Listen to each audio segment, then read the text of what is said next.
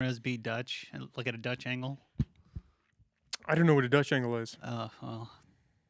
Fuck, I don't know, man. Crash Watch and more burn. That movies. was it. All right.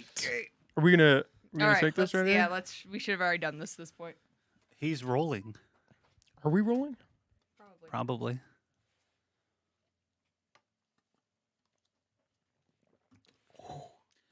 Yeah, that was strong. Never mind. Jesus Woo! Christ. Wow, I haven't had tequila since last time. I don't drink tequila Oh, anymore, no. except for when I'm doing a podcast now with you. It's like a tradition. I lied. I did have a tequila shot in December. That's actually really sweet. So what's with the whole not drinking thing? Are you doing that too? Is it Fuck just no. you? Yeah, Man, you're I'm like- drinking Crown I'm too Royal. smart What for do you- that. Yeah. I took a 30-day break, like did a nice reset and everything. Energy actually was up, definitely. It was nice. I don't know, just didn't drink at all for 30 days. It's not a bad way to spend your time. No, I mean, I still went to the bar, but I had like a Diet Coke with like a straw, and I was like, "I'll take my Diet Coke," and they're like, "You're just running with that," and I'm like, "Yep." Vaping's fine, right? Yeah, you're Okay. good. That is such a weird. It smells. That's just like an e-cig or what? It's just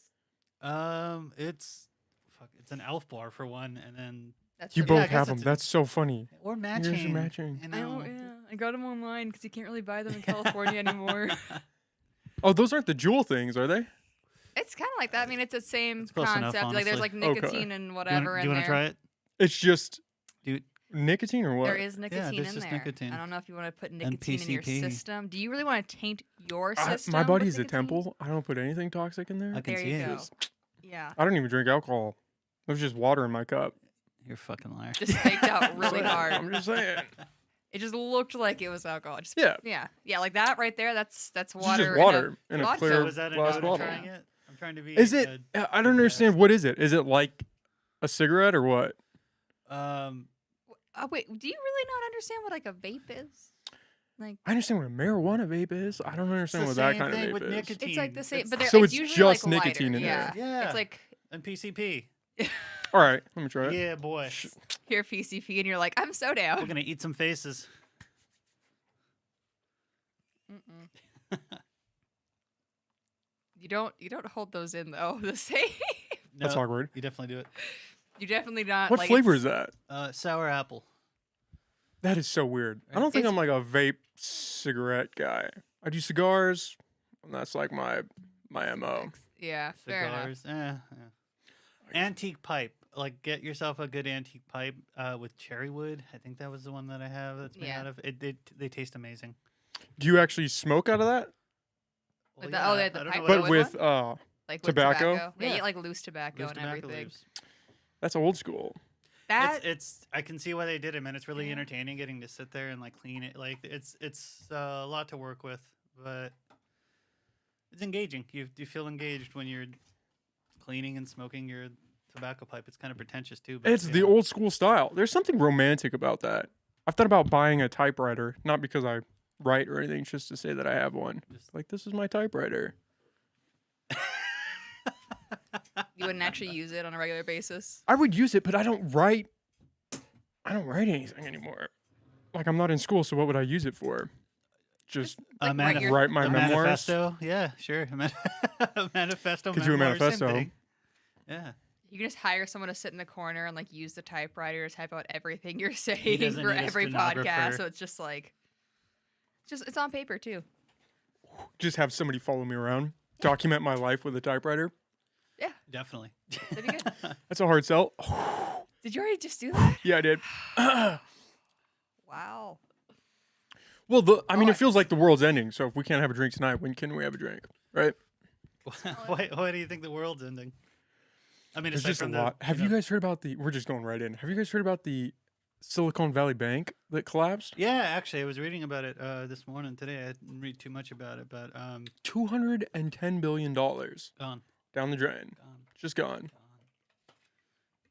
That's impressive. Here's hoping for that housing crash. Is that why everyone was freaking out yesterday about we have to pull our money out of the banks? Yeah, you typically want to do that when banks crash. Yeah. I think that's what caused it to collapse in the first place. Wasn't it a bank run? And then Like I said, I didn't read too It's- much about it. I just saw like a headline of it, but I I haven't had the chance because we had to go watch Scream 6. I don't, fuck whatever one. But I did read about it. Obviously, it's a real bad sign ahead, and goddamn, it's gonna be some rough times ahead, man. What did you read up on it at all, or? I just started to take a cursory glance at it because it came across my Twitter feed. I was like, oh, let me check this out. So I started diving into it. I read about the $210 billion. It seems like they liquidated some assets or something just to have cash around, and then people were afraid that they didn't have enough cash in stores, so that caused a bank run. I don't know. I'm definitely fucking that up, but I can see that just being getting accurate. dicey. Oh, definitely. It's more or less what I overheard yesterday. It was just like everyone doing bank runs and fucking shit up. And then, of course, lots of jokes like, oh, I should go pull out my money now. And I'm like, and somebody else going, please don't. We bank at the same place. Don't fuck with it. don't fuck with like Wells Fargo and shit. Like, please. It was just.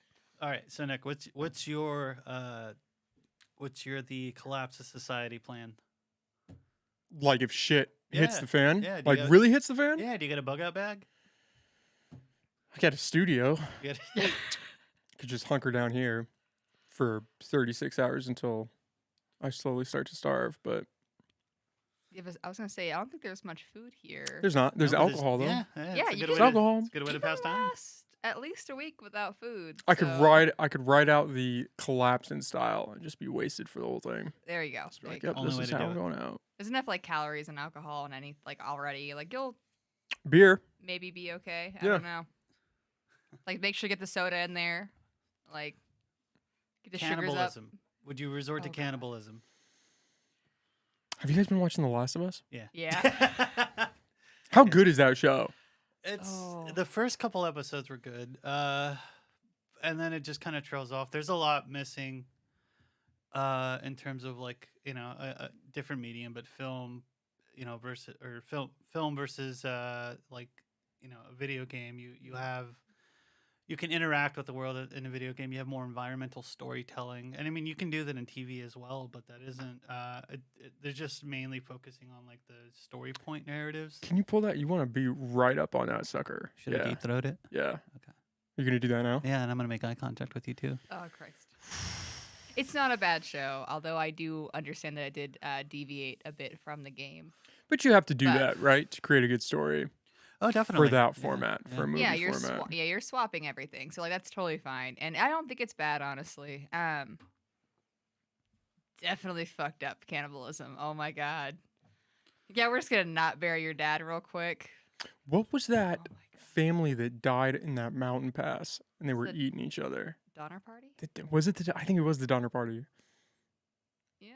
It mean- it would happen so fast where people would go down that route.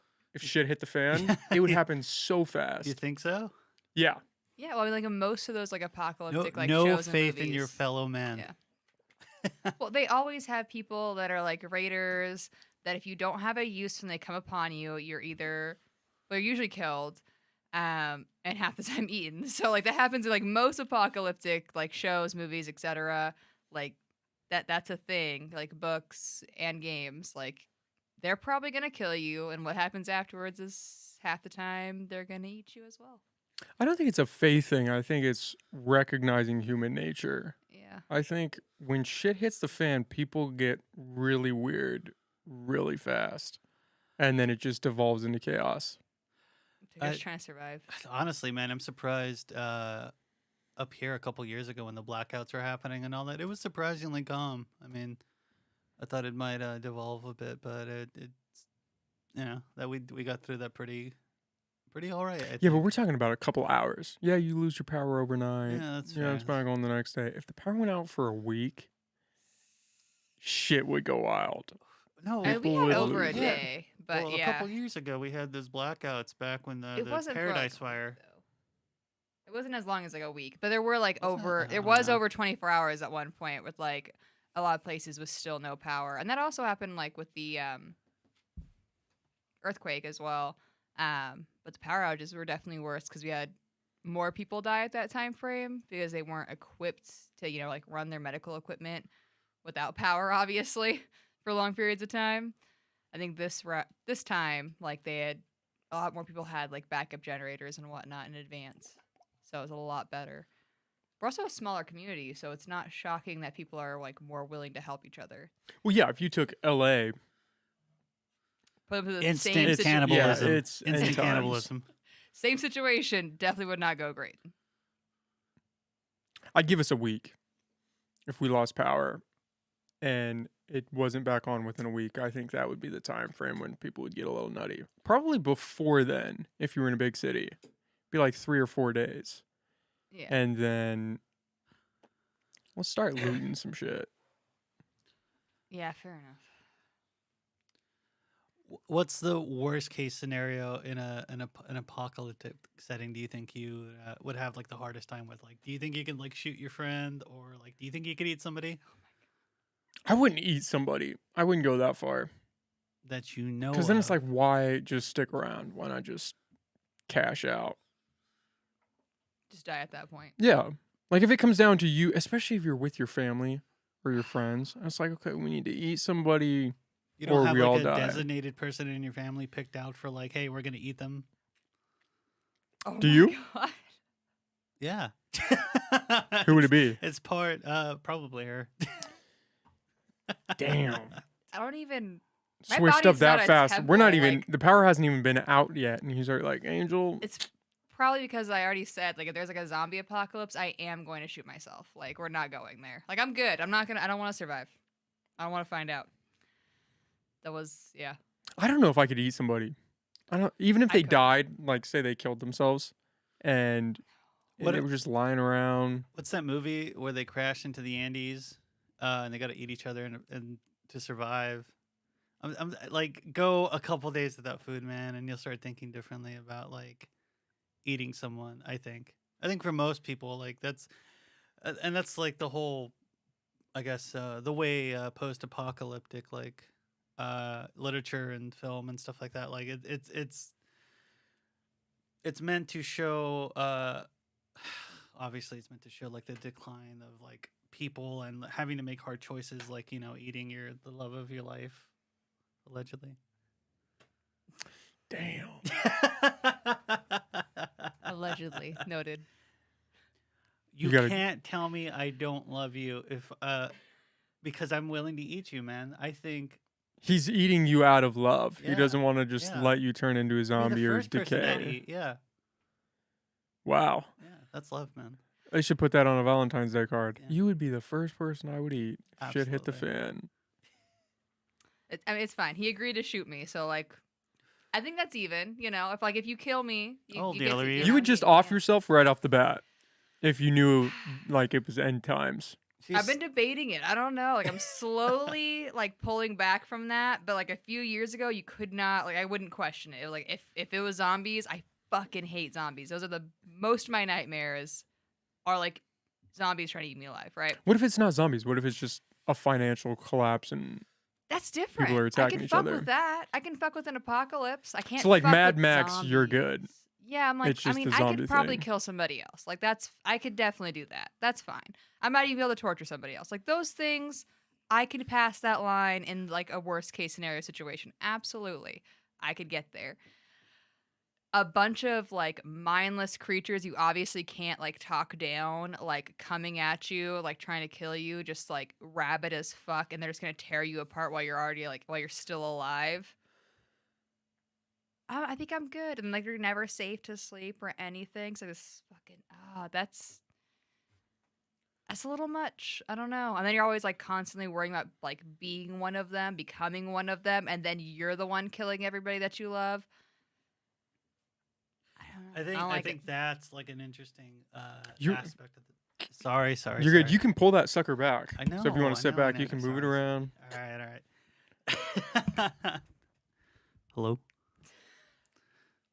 What were you gonna say? I was gonna say I think it would also really like in terms of like just society collapsing. Honestly, I think people do just society as a whole would probably do a lot better than like most people give credit for, especially nowadays, man. I think if anything, not that I want it to happen, but I think it'd be a good reminder of like hey, we're still all at the mercy of nature, and I think people, especially nowadays, really forget that is that, in terms of like preparedness, it's huge advocate for camping and stuff like that to really get a reminder. It's like, oh yeah, okay, so if I, go camping for a week, man, and see how it just like even, you can take all the equipment you want and everything, minus an RV, but like just camping in a tent for like a week out in the woods is, you get a quick reminder, like, oh man, yeah, no, I could die at any time. Like So you think people would come together? yeah, man. I mean, we've been doing this since the dawn of man. So I like, would buy that if COVID hadn't happened and I didn't see how that played out. I think people would. but that wasn't a collapse, though, man. That was. But doesn't that say something that something as minor as COVID would, not to diminish it, but as COVID caused that much chaos and is still causing chaos, we're still dealing with that. It kind of depends on like what you're dealing with. So like even we had like the earthquake, natural disaster, not virus, and like because you're not afraid of like man, right? Like when you're in a situation where it's like an earthquake just knocked everything out, like San Andreas Fault just fucking gave or something. Like we had our earthquake and all that. All of our neighbors, not like all of them, but like a lot of the neighbors were going around checking in on each other, like making sure everyone had like enough supplies and like because the power was out and they were dealing with stuff like a lot more when you're not afraid of your neighbor because they're not, carrying a deadly disease potentially. It's just, hey, we had another different negative thing happen. People come together a bit easier. And same thing with like that power outage. Like we just had a lot more people like, hey, do you have everything you need? Do you need back? Like, do you need to charge anything? Like, are you good? Like, you have enough gas? Whereas COVID, that's kind of like the zombie thing. Like, you might have a virus that could kill me. Go fuck yourself. Like, you don't want to be around people at all. Everyone was isolating, being shitty, like fend for yourself because if you band it together, someone probably is sick and you just get screwed. Don't look at me like that. Don't look I don't thought you were look gonna at say me with something. that chiseled jaw. I think it depends on the extent of the collapse. If we're Yeah. talking pretty serious recession, yeah, I think people might rally together a little bit more. But if it's full on collapse, I don't think so. Like if Yeah. grocery stores run out of food and people realize, oh, this is gonna be, Oh yeah, we have to definitely. fend for ourselves, I think they would Yeah. flip that switch pretty quickly. You wouldn't trust anybody. Yeah. Well, Yeah, especially if it'd you be have a back to that family in same it, thing. you have to feed your family. Or you and could they eat would them. too. Or you could eat them. That's one way to bring down the need for food, I guess.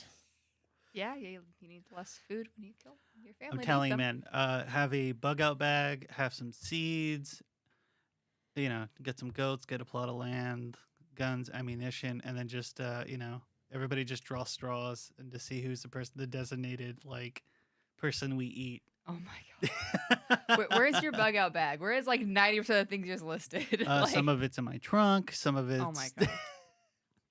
Going full on prepper. no. That This is used to be a news. bad thing. People would say, "Oh, you're a prepper," and now everyone's like, "Yeah, I've got some food stored. I can make it a couple days." That's the I think the like it's honestly kind of ironic to me, man. Like that aspect that like people would get ridiculed for that, and of course there's aspects of it like like the whole show Doomsday Preppers where you have these people have forts and stuff like that, and it's just like yeah, it's a bit it seems a bit excessive when everything's working and all that, but guarantee you where's the first place everyone's gonna go and hey, if you know this guy in the community, hey, you've been prepping for you, and like it's I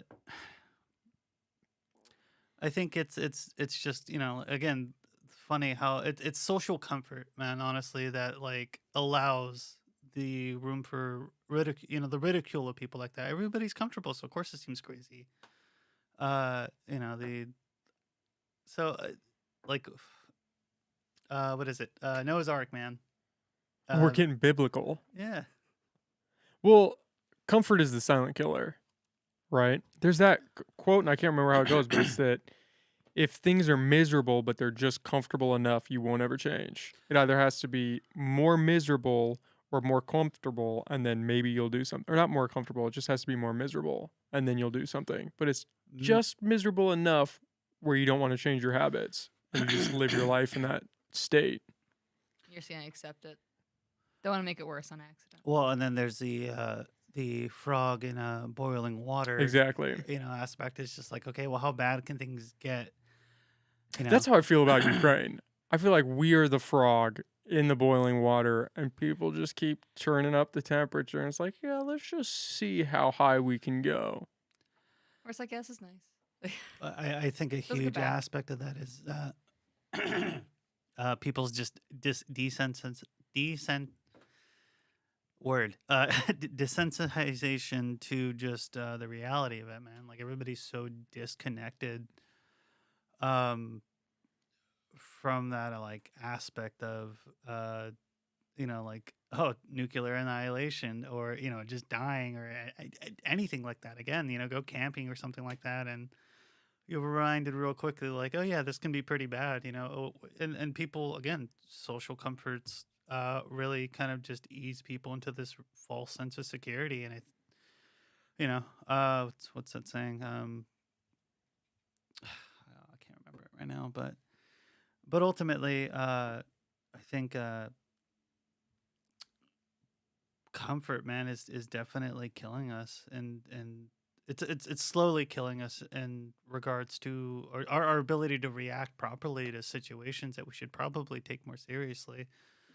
And you see that a lot in regard, just with modern culture, man. Like everything is just a press of a button away. Everything, it's just, it's easier, and we're not, in a lot of ways we are better for it, and in a lot of other ways we're not. I mean,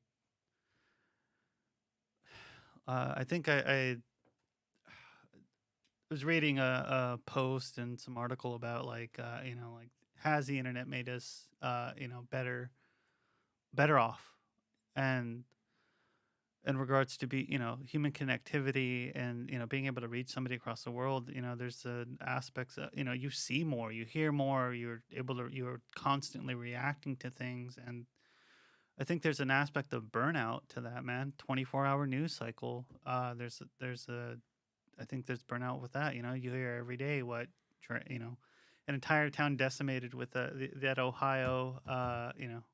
Norfolk Southern. Yeah, That is such a Eastern crazy Palestine, story. Eastern Yeah. Palestine, yeah, East Palestine.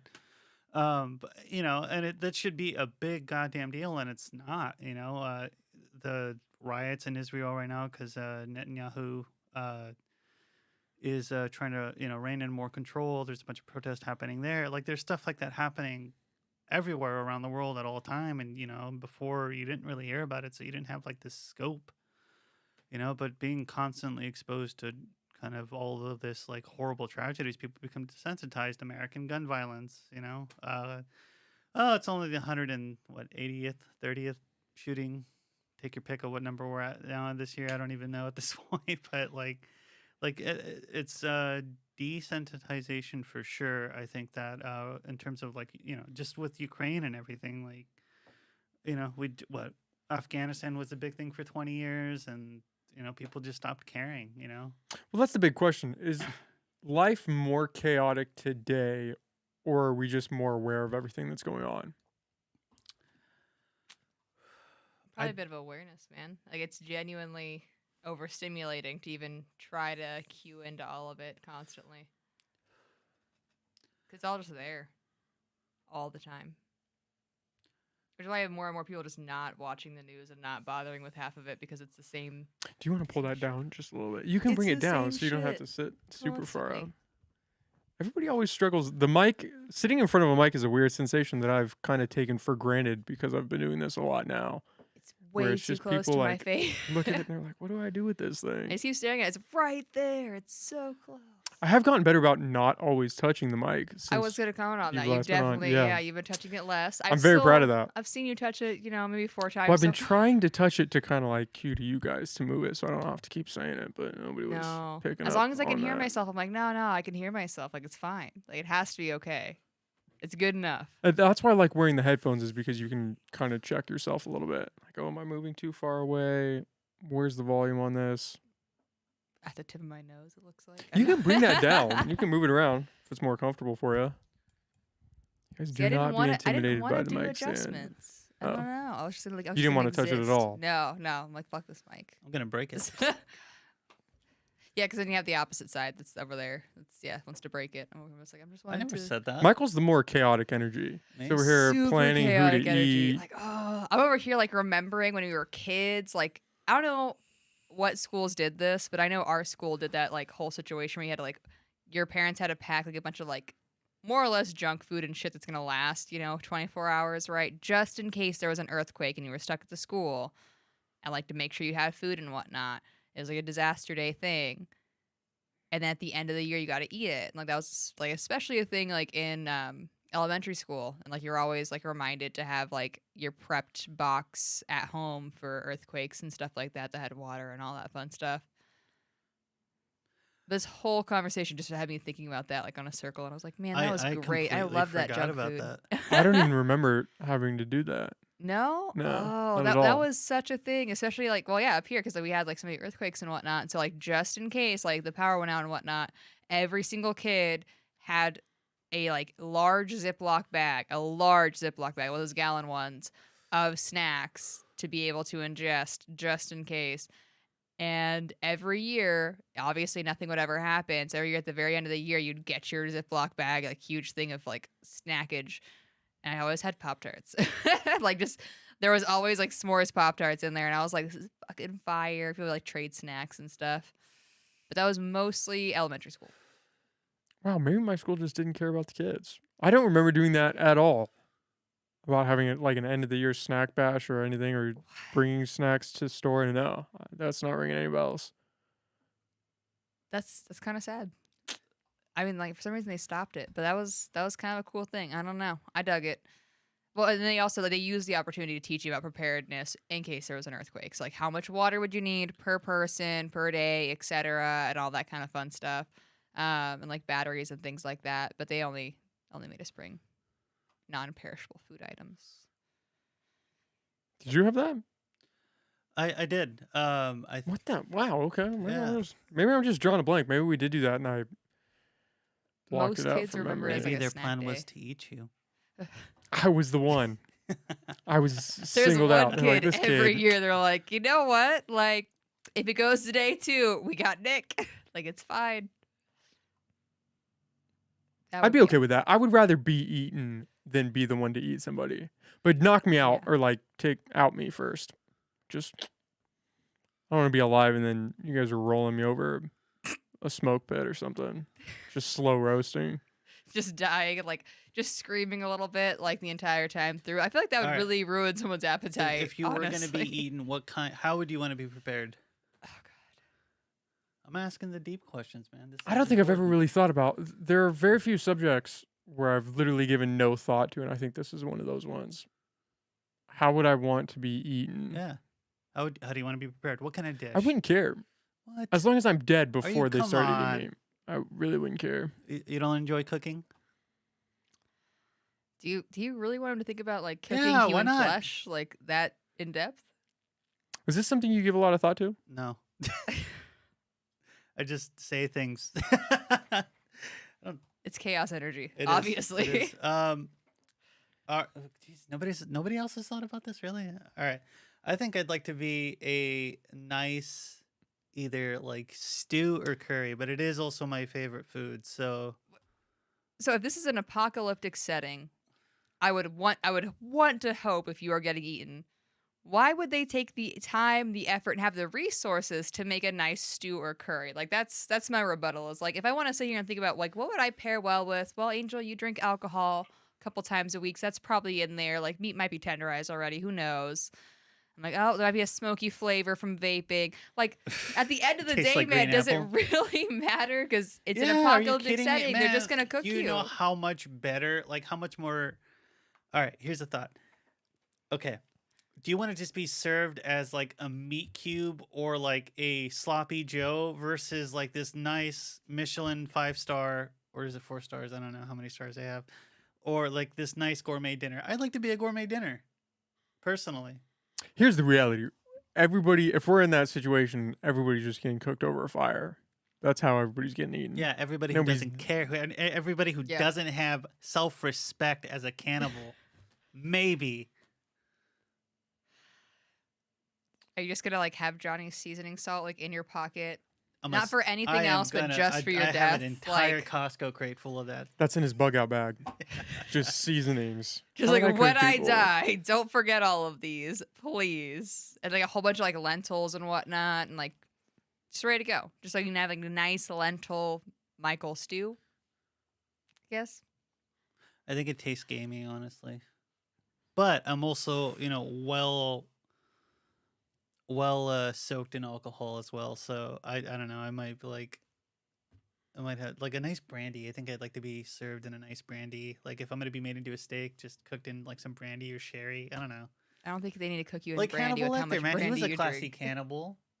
Like he'd go all out. Like you gotta have some self respect, even if it's the end of the world. Did you know that alcohol can cause cancer? Everything causes Yes. cancer. I'm gonna say that as I pour myself another drink. I legitimately did not know that until a couple weeks ago. Legitimately no idea. How? Do you not like read? It just the never came warning? across. No, I definitely don't read the warnings. 100% not.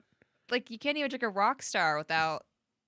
I think there was like somebody who got like someone sued for like ovarian cancer because like there wasn't warnings yet on that situation. Like Isn't that energy how- drinks like caused a whole. Nick, did you know that alcohol can cause fetal Terrible things. alcohol syndrome?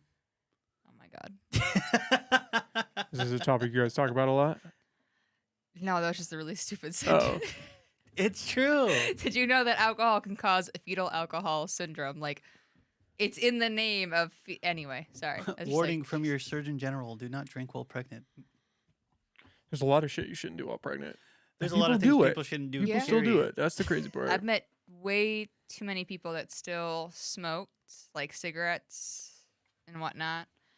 A lot of people, not a lot, but a couple people that still drank. How and much it's do you think that crazy. messes with somebody, like on a tangible level? If you could have a birth and then somehow birth the same child in a way that you didn't consume any of those substances, how different do you think they'd be? Like if you're drinking alcohol or if you're shooting up a little heroin Oh my god. versus a kid that's just coming out clean. I feel like it really just messes. I mean, like, think about how it fucks with your body. So, like, if it's you just existing, you with no alcohol is one way. Now you have something inside of you that is, I would assume, much more sensitive, much less, like, able to deal and handle those things as much as, like, you're able to.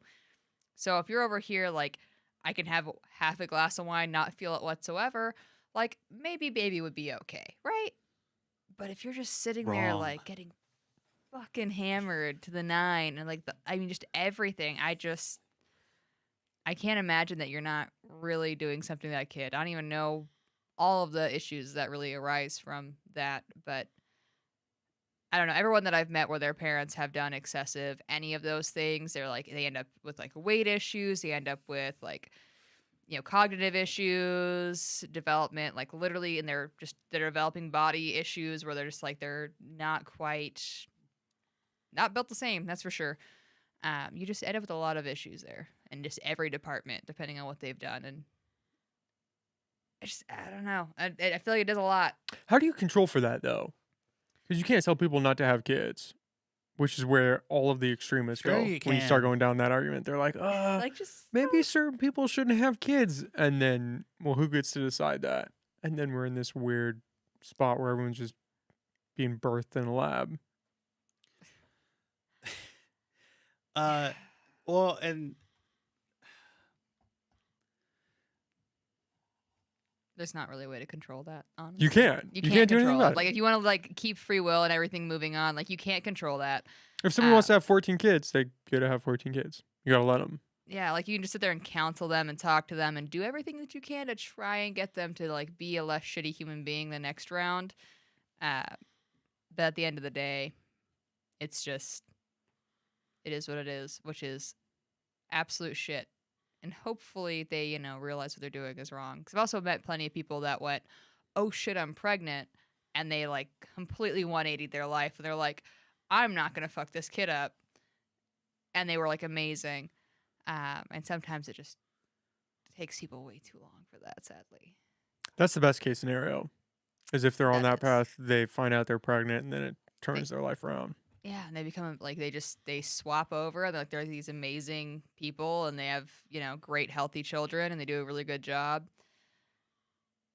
There's also like the effects of just heavily drinking and like doing those things anyway, even though you're not doing them when pregnant. That can still fuck up, especially like they can still fuck with your eggs and shit a bit. Concept. Well, just your life. Yeah. I mean, your life in general, but if you're gonna have a kid after that, like you have to remember, like, oh yeah, I've been drinking poison for however many years, however frequently, and however much. It still also has an effect. So, or injecting poison, or snorting poison, or smoking poison. How else can you do drugs these days? Could go up your butt. Enemas. Oh, there we go. Yeah, I think you left that one out. it's probably because I've never done that. It's probably not a bad thing. Yeah, like I don't know I if I don't want think to you do need to try that one. Just like, hey, buddy, help me out real quick. I just need to like get this fix. That Well, shows how much medicine changes. That they used to just do enemas for everything. Oh, you're not feeling that well? Let's shove this hose up your backside. Well, it's either flush it that all or out. bloodletting. So Bloodletting's another yeah. one. Let's get some Leeches. leeches. Fuck I would yeah. rather have the leeches than Than the the enema. enema? Dude, I'm already anemic. Hands Like, give me down. some fucking leeches. Like, we're gonna have a good time. I'm gonna be feeling it. I'll be like, yeah, doc, I feel fucking fantastic. Now, anemia, iron deficiency in your blood? Yes. Like, Iron. You also have like B12 and like there's a couple other things that go with that. There's like different types technically,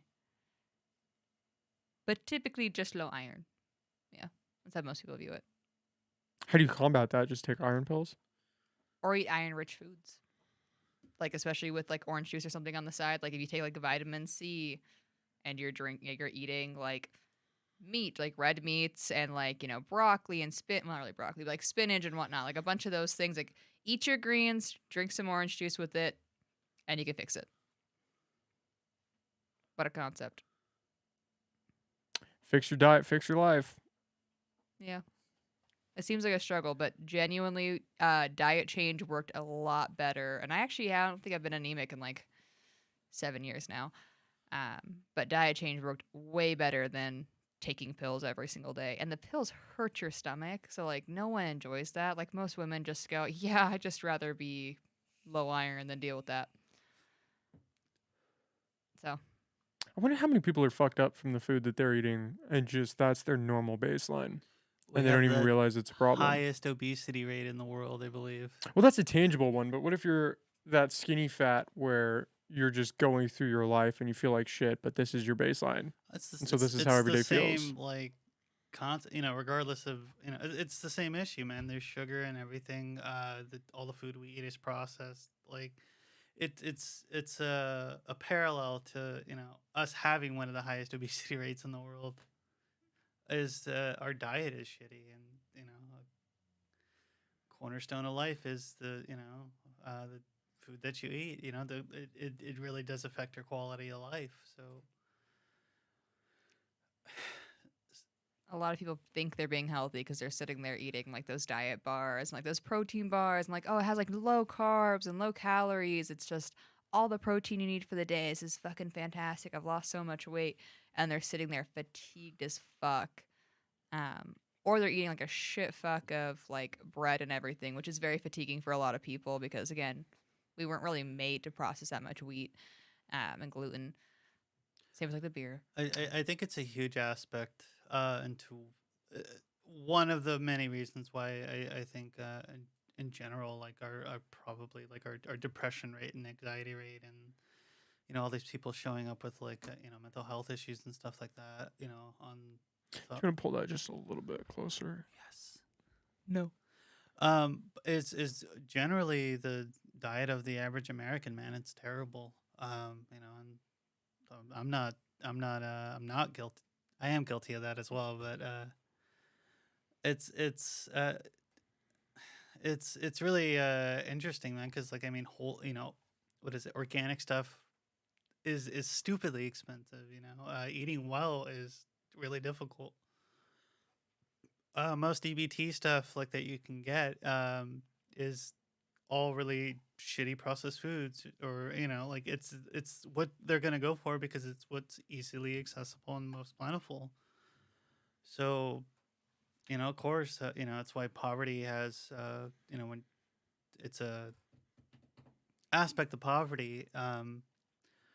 If you're impoverished, you're gonna have a much, much, much more terrible time with health as a whole because it's just you're working a shit ton, or you don't have access to good food. You don't have the time to cook good food. Like you don't have the time, money, or the energy to really like put to put that effort into having better meals and exercising and so on and so forth. Like and honestly, it's probably part of the reason why we have such a shitty what. Well, there is that, but there's also just convenience. I mean, you can really boil it down to that as well, because some people just don't want to take the time to go grocery shopping to buy all that food. They don't want to meal prep. There is definitely a barrier of entry with money, and we should try to bring everybody up to that level so that they can afford healthy food. But some of it is people just eat shit food because it's the most accessible. You can go to Taco Bell, you can go to In-N-Out, you can just go to Dude. these fast food places and pig Kraft out. mac and cheese. Come on. Just go to Costco, buy a huge box of Kraft mac and cheese. You're set for like eons. Exactly. Whereas No other food worries. Is expires that how and you you have want to to be eat it. eating? Just Kraft mac and cheese and Yes, lay me on Angel a bacon? bed of Kraft mac and cheese. Like put some hamburger helper on the side. Like really show me that you've like gone out of your way to go shopping that week for all of the necessities of hamburger helper, Kraft mac shopping and cheese. while the world has collapsed. Yeah. You're right. I don't need to wait for society to collapse. I can just cannibalize you now. I should. This feels I feel like, a like red we're flag. running on a theme here. Yeah. Like, can we And just, it's like, going back to you being eaten, Angel. That seems to be the recurring concept here. This doesn't seem like the proper way to eat a woman, but all right. It's fine. We'll go to cannibalism. I might need help later. Are you guys still living together? Yeah. Yeah.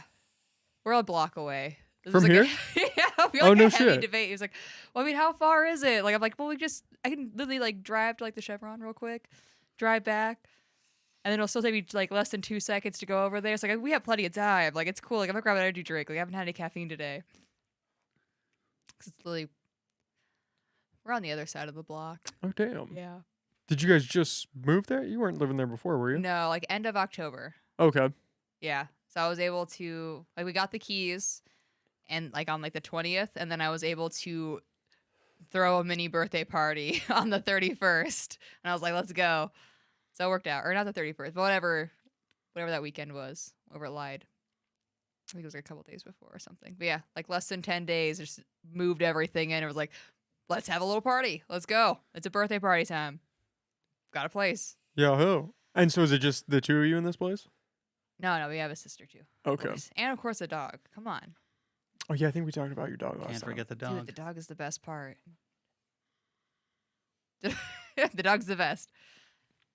Well, she has a yard now, and it's like all fenced off and everything. It's like a 3-bedroom, 2-bath with a yard that allowed my dog and a shed. 10 out of 10. It's hard to get a fucking yard, okay? It's hard to get a place now. Yeah, it's hard to get a place in general, but like a place that like accepts a dog that's to not exist. like, well, just accepted the dog. Period. Honestly, yeah, that shit's hard. Hot damn.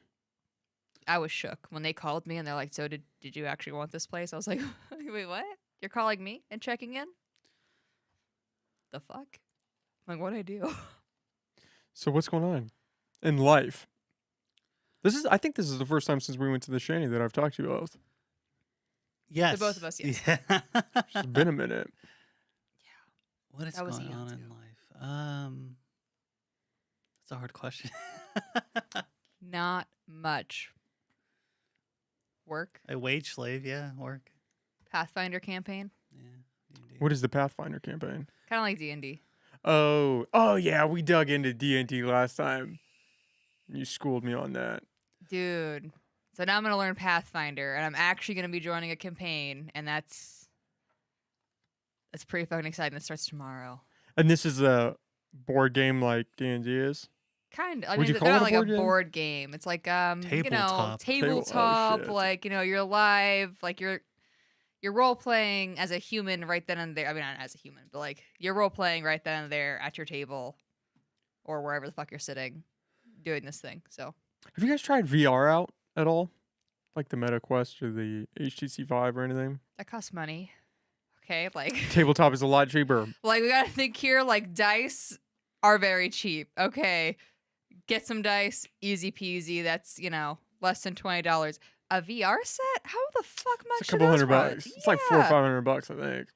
I think I don't. No. For a haven't done cheap that. one. I think they have some models that are like $1,300. I think Dude. Meta has one that's like the Quest Pro is like $12.99 maybe, or something outrageous like Just that. a new laptop or some shit. At that point, like, do you really need a VR headset? That is a lot of holy shit. I talked to my dad about VR a lot, and we're kind of on differing ends in a sense. I think that when that gets cheap enough, people are going to go full sale, and that's going Oh, to be no. more realistic than the real world. People are going to want to spend all their time online in that. Dude, that space. was the fear, man. When that like showed up, I was like, oh god, like, are we just gonna turn into like Ready are we Player even One. gonna, like, That's where we're yeah, going. I'm like, are we even gonna know who the fuck we actually are? Are we even have real lives anymore? Like, are you just gonna like go into a VR world and like work a job there and like that's your life moving forward? Like, are you not even gonna be human at that point? I don't know. I can't. It's cool if you're like dead to be plugged into something else. If you're able to put your subconscious into a different type of world after you've died. And just live forever. Yeah, that'd be kind of cool, and like have the option to, like, opt out at some point. That wouldn't be terrible in my mind. But while you're physically alive and well, fuck that. Like, you're physically alive and well. Like, why aren't you doing everything you can to have a good life on the physical plane? But a lot of people aren't these days. They're just trying to escape in whatever way they can. Here's a question for you, Nick. If you could pick to live in a virtual reality where you're essentially God, would you take it versus living in the real world? Do I know? No, would you? No, but would I know that it's a fake world? Yeah, you're God. That's so like dissatisfying, though. Knowing that it's fake, right? Yeah, like it's fake. If you didn't know if you could be knocked out and then put into that, and this is just I think just happened to you keep live. happening that you wanted to have happen, that would be kind of cool. Like, if it was happenstance, you're just like, weird, I just really wanted that position. I just got it. Like, oh, I really wanted blank. And it was awarded to me. Like, you had no idea. That'd be much better.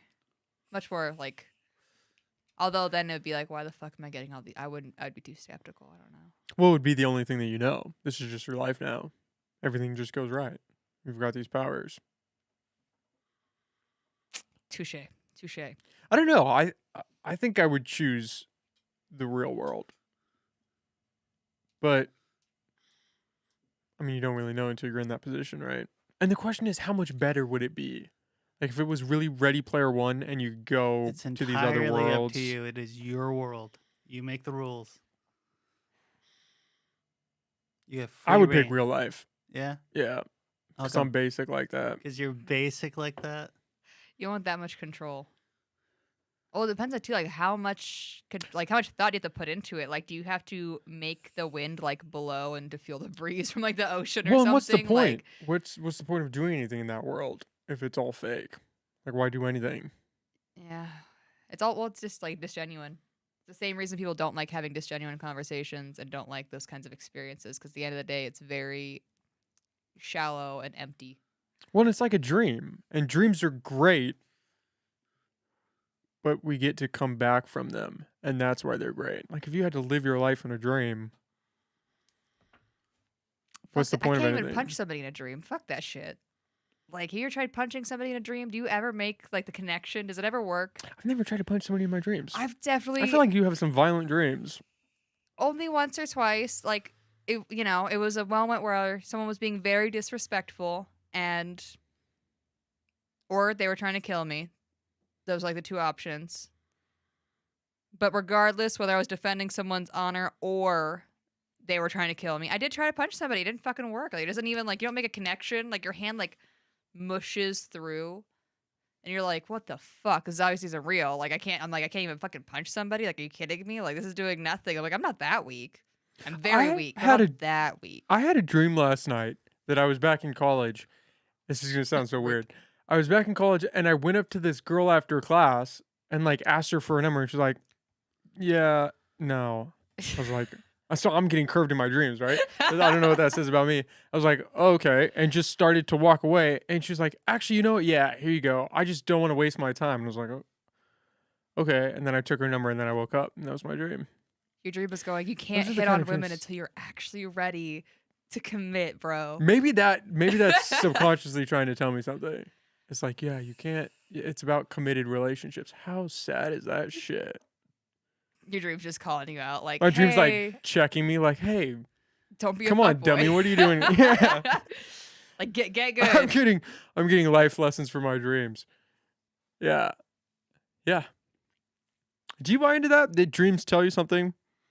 And it's your subconscious speaking to you? Absolutely. That's what they're there for.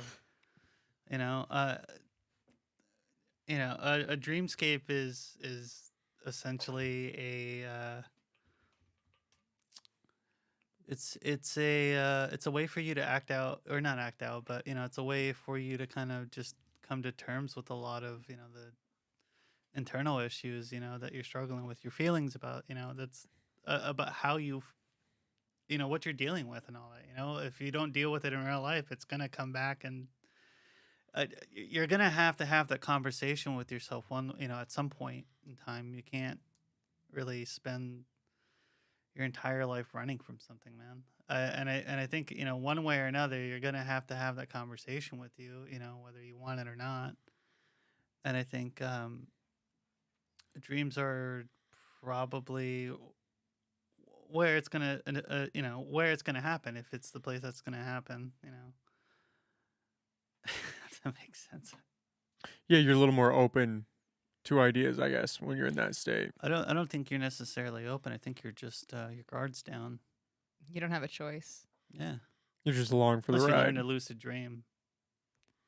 Well, even in lucid dreaming, like, you still have to like deal with other things, like depending on how good you are at lucid dreaming, because you can just lucid dream enough to like get yourself out of almost dying and like semi change the situation, but the rest of it will still be controlled by your subconscious. There's people who can lucid dream and literally build the entire world, but that seems extraordinarily fatiguing, and I've never accomplished that in the slightest. Like, if I start fucking with too much shit, I'm waking up. Have you It's ever like had a you're lucid way too dream? conscious. I don't think so. I don't think so. Never coming to mind. You ever had like a moment where you're like, oh shit, I'm dreaming. Like, this isn't real in the dream. And then don't like kind of think change so. what you're doing. Yeah, no. I read a story when I was younger about a guy, because you can control that to some extent, I guess, where you can practice and then Mhm. get into this state where you always lucid dream. And this dude managed to fuck up his life somehow by going down that, because all he wanted to do was sleep. So he was sleeping 12 hours a day just to build this fake dream life where he could be happy and was living. And then it got super serious where his real life was fucked and he was Well, missing school and And that blowing off that goes work and back doing all this to crazy our, stuff. A conversation about, would you rather live in reality or virtual reality where you're God, and Or not even God, but just happy. Like, how many people are miserable in life and would trade that just to be slightly more happy, A fair amount. right? Have Yeah, you looked at honestly. depression ratings lately? Like, it's pretty high. I think a lot of that is tied to food too, I'll be honest. Yeah. I Well, think like, a lot of food makes people food, depressed. economy. down. Lack of exercise. Oh yeah, It's hilarious, lack like of when you actually exercise. opportunity. That's going to get worse if we go into a recession. I mean, People are we're gonna get already, fucked. for the most part, headed in that direction, man. The housing market, wage stagnation. We've literally been dealing with inflation for a hot ass minute Yeah. already. What do you guys make of Joe Biden? Do you think a lot about him? I don't think think about- about him at all. Do you think about what he would taste like? Probably like Ben Gay. Ooh. Oh god. Do you guys think about that a lot, like our political landscape? All Or do the you guys just time. try to focus on life No, and no. getting through day to day? So I'm the I- day-to-day one. You're the day-to-day one. I mean, I love history, man, and so I pay attention to politics. And locally, in terms of U.S. politics, I try to pay attention to like other countries' politics because it does affect our, the way our political system works. If there's a massive uprising, or again with the, COVID shutting down our manufacturing because we do it all in China and the world crawls to a halt, it affects us. The people really do. I feel like, especially now, and maybe it's not just now. Of course, I'm growing up in the time that I'm growing up in, but I think the lack of kind of just willingness to pay attention to what happens and just around the world, it still affects us, whether you think it does or doesn't, and or whether or not you pay attention to it. Willingness to pay attention. What do you mean by that? That most people aren't But these- focusing on what needs to be focused on? I think people are just so willing to tune out now. There's so much information and there's just so many distractions readily available that it's just really easy to tune out. It's really easy to just kind of shirk that responsibility of keeping in touch of what's going on around you. It's easy to dissociate nowadays more than ever. Just Well, go there's on two- TikTok. There's what? Just go on TikTok instead Are of you on like TikTok? Yeah, go no. on TikTok. But Go on TikTok Facebook instead has of reels. Okay, like you can do it's it in the other same ways. thing. Social I think we media. talked shit about TikTok last time we were on. I have a TikTok now. For the podcast. For the Oh, podcast. yeah, If that Allegedly. makes a difference. Okay. For the podcast. Sure. I don't know. I actually have never scrolled on it. I just go on, post, and then go off. What do you Don't scroll. specifically look at? On TikTok? Yeah. I don't look at anything. He I just don't- doesn't. I scroll. just post and then hop off because I'm terrified of it. You How come? should be. It's a time sink. That is how you distract yourself from everything else. Facebook Reels will do that for me, but it's still on TikTok at least. I think you'd be Kinda. lost with TikTok. From what I've heard, once you start scrolling, it's just a black hole. I've I been know try- so many people that are addicted to TikTok. I have to like give myself like, okay, right now I am allowed to scroll, like I'm allowed to click on the fucking like Facebook Reels. Like I will literally actively ignore them and like do anything else. And then there's like moments where I'm like, okay, now you can look at stupid videos for a little bit. Well, and then sometimes they have like really good like mental health ones and whatnot, which I'm super into. Worked in mental health for a few years. Like there's some things on there that are like, okay, this isn't terrible. Like a therapist is on here breaking down, different disorders and shit. Like that's kind of fun. Like that's not bad. The other ones though, they're definitely mind numbing. And then there's like the cute dog ones, of course, which are also like mind numbing. I do feel like a lot of like the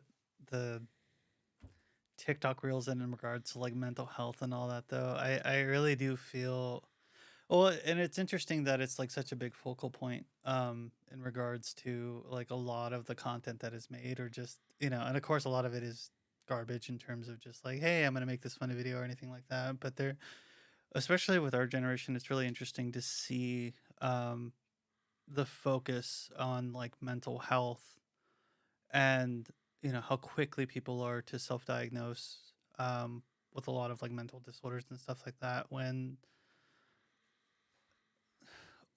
a lot of it can really like people are really quick to label themselves rather than just kind of really sit with themselves and kind of address the issues that they probably should address and on top of the labels you also have the just willingness to kind of distract yourself like a lot of people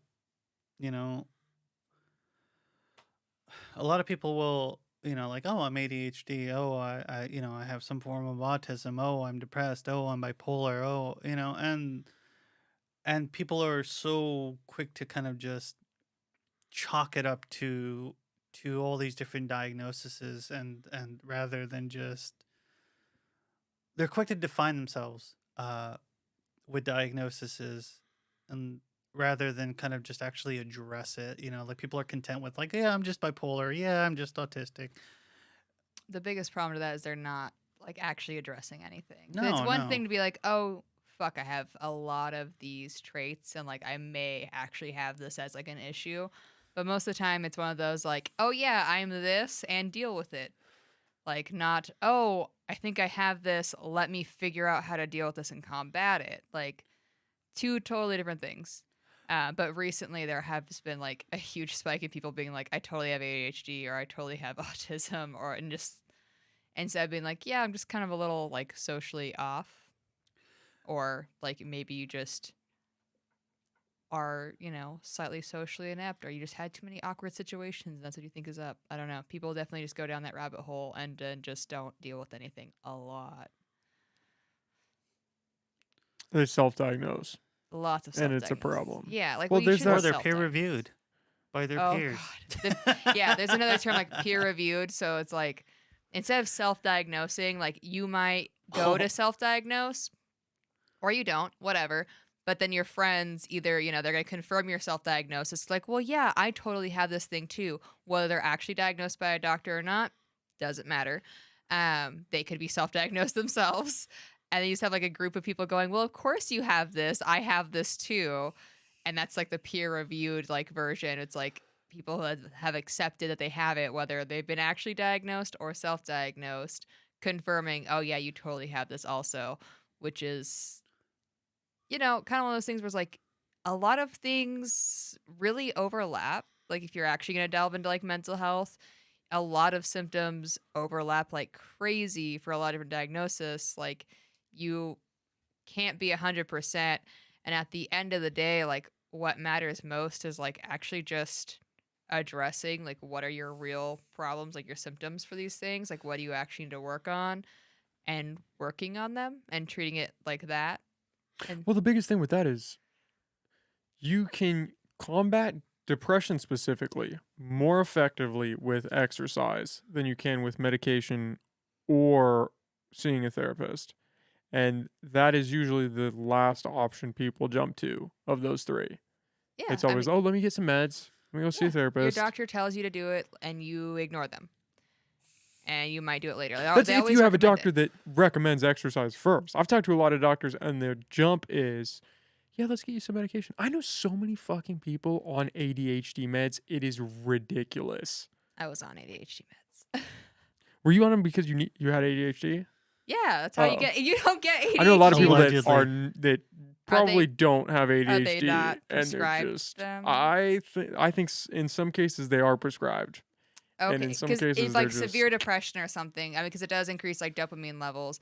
But exercise honestly works a lot better. And I don't know, my personal experiences with doctors, like ever since I was a kid, they've always recommended, like, even if they literally say it, like it's a tiny like little blip of like, don't forget to exercise. Like, they always throw it out there because they're supposed to. And even if they don't throw it out there, they're gonna lie on your documentation and say they did throw it out there because they need to cover their ass. But most of them that I've ever met do actually like put in there like exercise, please, to try. And that's the same thing like even for anxiety, ADHD, and yeah, depression. Like so the major ones people usually deal with. And then honestly, I think most disorders. I'm even trying to think of like even like borderline personality disorder. Big issue with that is like the inability to, of course, like control your emotions because they're just severely heightened for those patients. So those. I would, again, something that would regulate that would be exercise. That would also assist. I'm trying to think of something that wouldn't be beneficial for, and I don't think I can. Because it helps at least on some level, because a lot of the time people are missing, happy chemical in brain, or they're missing, regulation in their brain, like within themselves. They're just all over the place, and they're just, you can't just live at a cubicle. You can't just sit all day. You can't just not function and like hardly move and eat junk food and expect to feel good. It's almost like we weren't designed to do that. No, you're supposed to be walking around a lot more, and you're supposed to do like physical labor. Crazy concept. And run, running's actually not a terrible thing. Although if you smoke, your lungs will feel like they're on fire. How did you guys start smoking? How did that come about? Because I've been watching you. You're over there just puffing away like a train on that thing. Yeah, I Is know. it like a compulsion, or are you just deliberately deciding, okay, I want to? Because I don't understand. I've never really gone down that route. Well, I think the first time I smoked anything, like smoked a cigarette whatsoever, I was literally like in elementary school. No I shit. might have been like 5th grade. Like my friend was like, "Yeah, let's do this thing," and I was like, "Okay, you're cool," and I was like, "Sure, I'll take a drag off a cigarette." And then obviously I didn't like smoke after that for a very long time because I ended up dropping that friend. But high school, it came back because of a guy. And he smoked also American Spirits. I think he smoked like light blues or some shit. Or maybe no, they were teals. Doesn't really matter. The guy smoked cigarettes, and yeah, we were hanging out, and so I also smoked cigarettes because we were hanging out. And then I had anxiety, and he like left his cigarettes with me. And like one of the things about nicotine and anxiety is like, but yeah, that kind of just started. And then I don't know.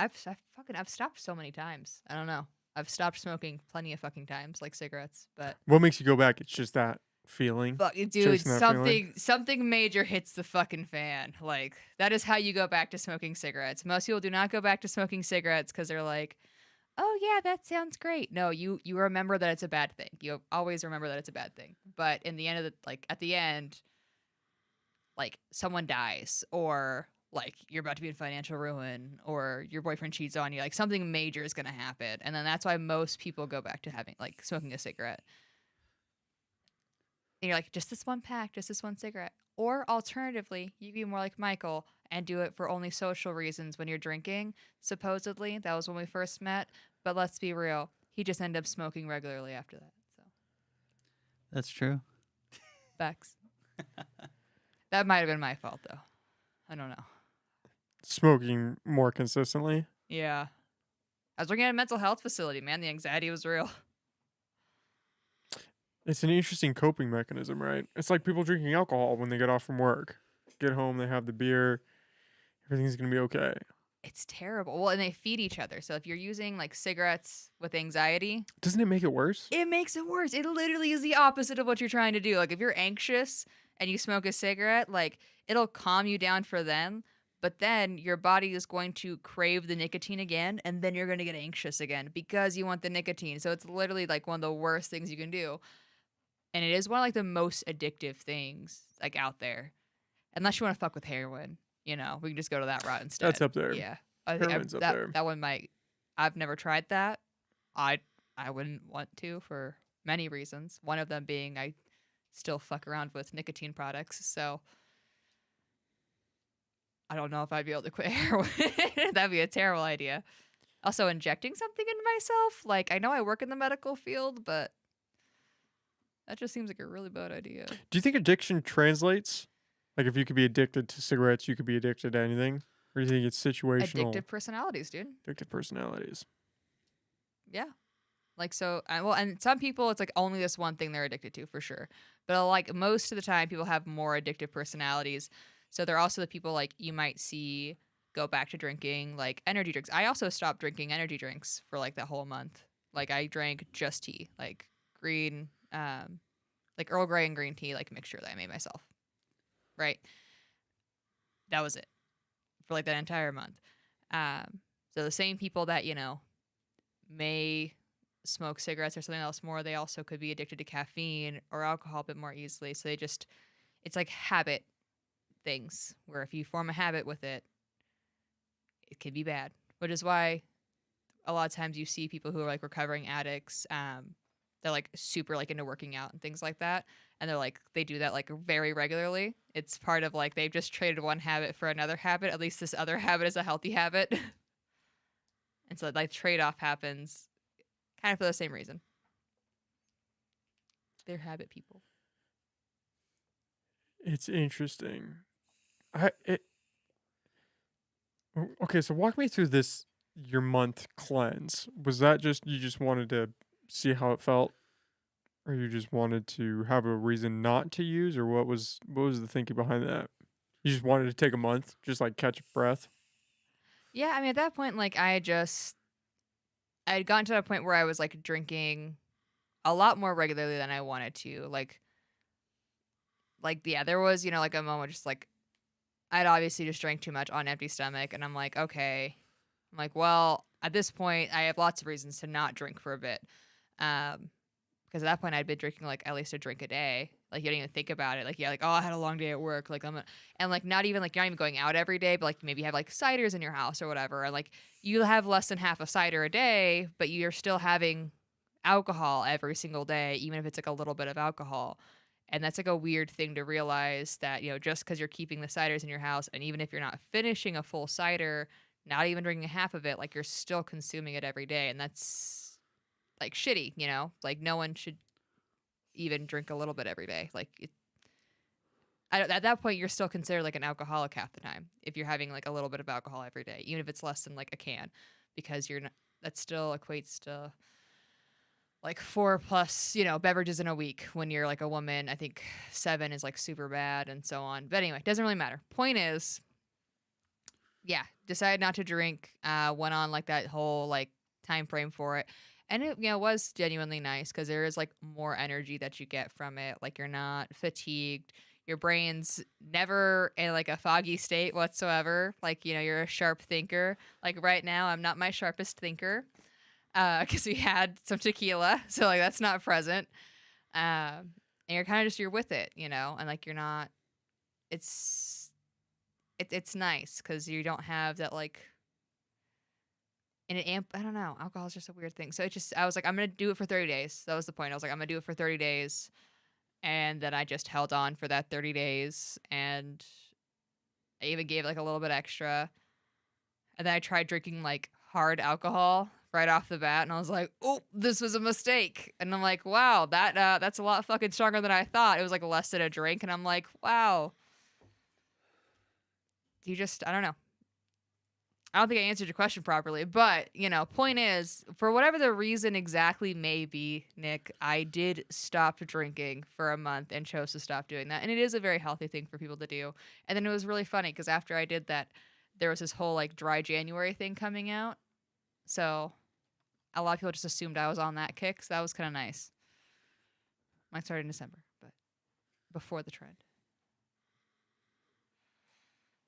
Alcohol is an interesting thing because you never feel great the next day, and yet we all go back to it. It's like you're guaranteed to feel shitty if you do this thing, but in the moment, you're going to feel pretty good. And everybody takes that bet. We trade long term well being for this very short, very fleeting moment of less. Like decent. Yeah, It's not even fantastic though. Yeah. Like You're just less inhibited. You're more willing to take a chance, to do things, to be more open, and then you're gonna it's eat kind shit of the next dumb. 24 hours. I mean, have you ever just like gone? I'm sure it's pretty boring for a lot of people like go to the bar and like not drink. Don't get me wrong, I get that. That would suck. That would be a shitty thing to do. You're just gonna go sit in the disagree. corner. Really? No, like Oh. I sat there at a table with everybody that was drinking, and like everyone was like, they were all buzzing in the 9. I was completely sober, and I was just chilling, and like the energy of the environment was genuinely enough for me to have a good time without, and like for me to like lower like any anxiety, like because I do, I can't be a socially inept human being. Like I was able to just sit there and chat it up and be totally fine without alcohol, and that was pleasant. Like I was good. I was set. Just the energy of the environment with everybody chatting and like having that kind of experience.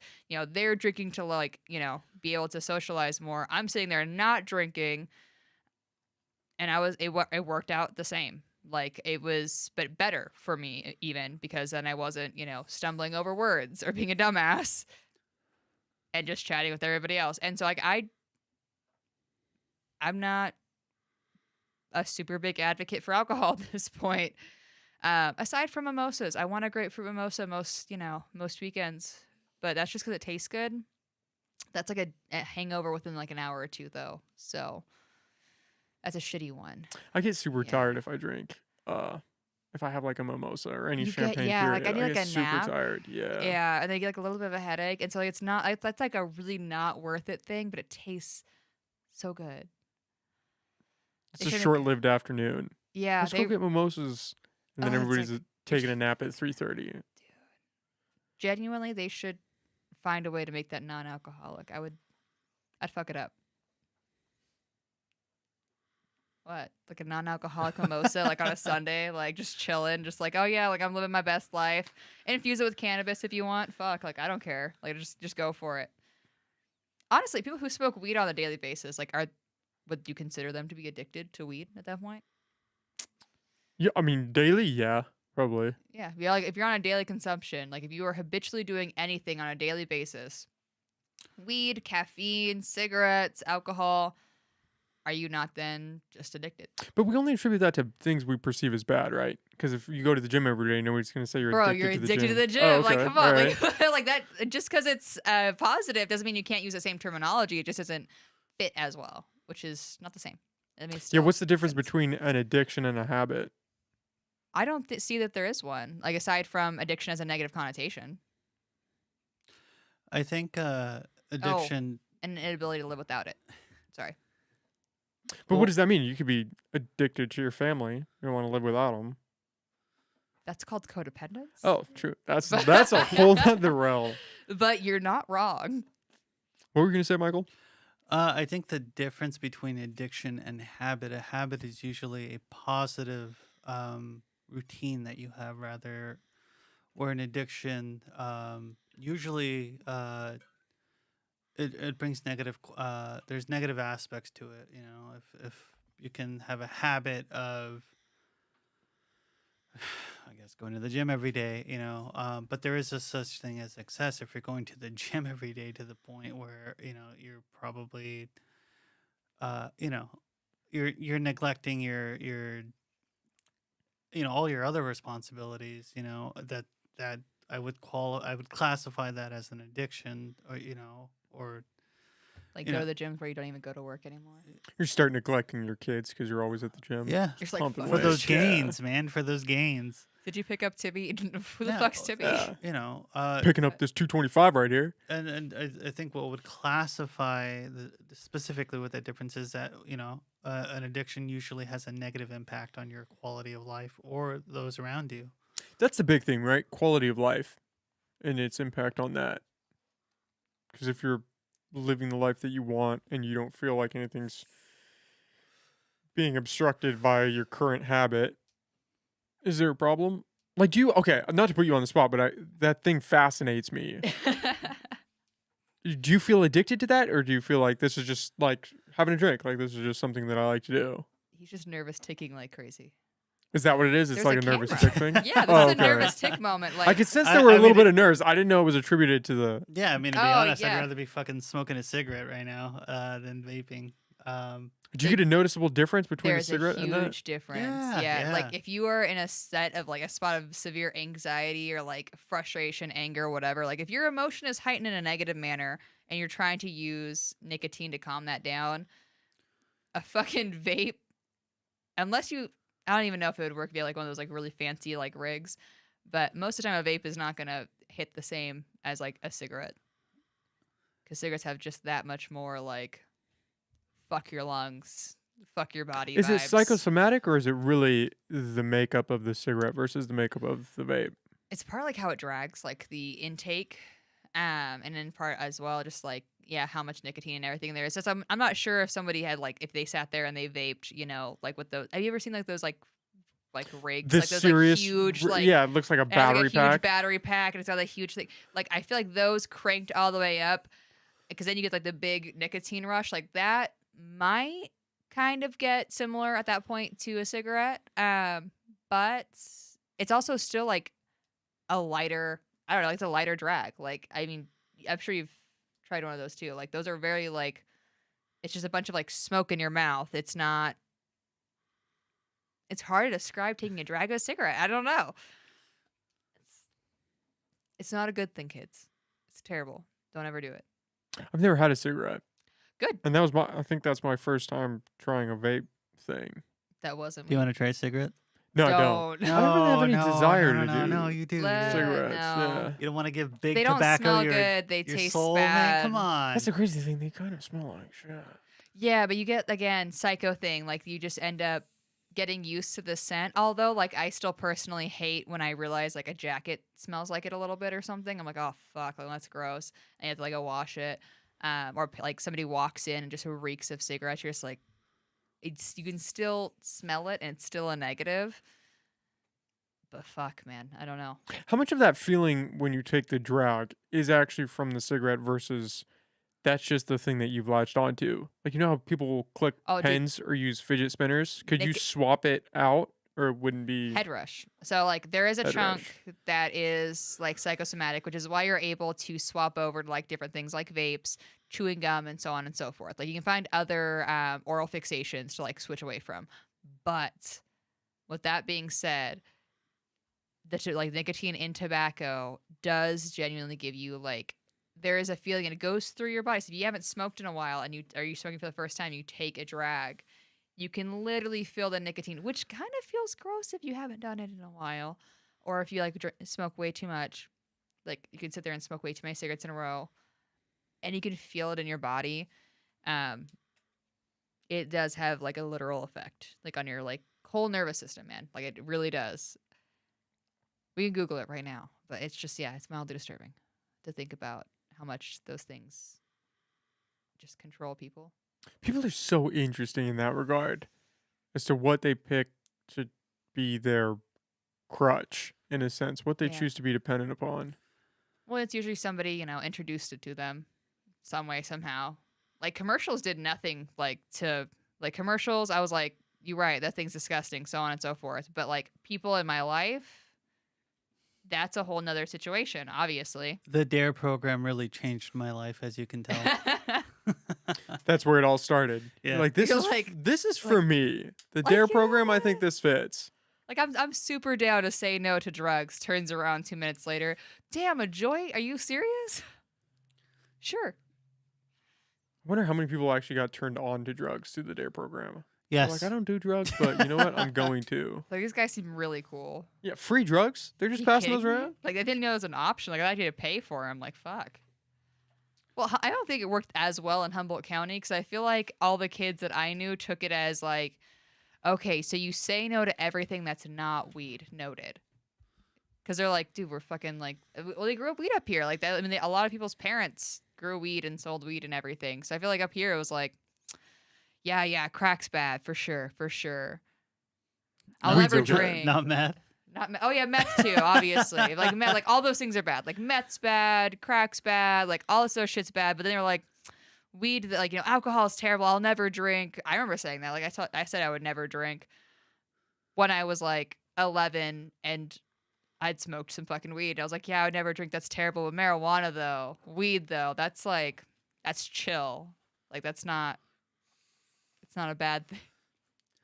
It was sold as like, no, this is like Mother Nature's like gift here. This is like the proper medicine, so you should be doing.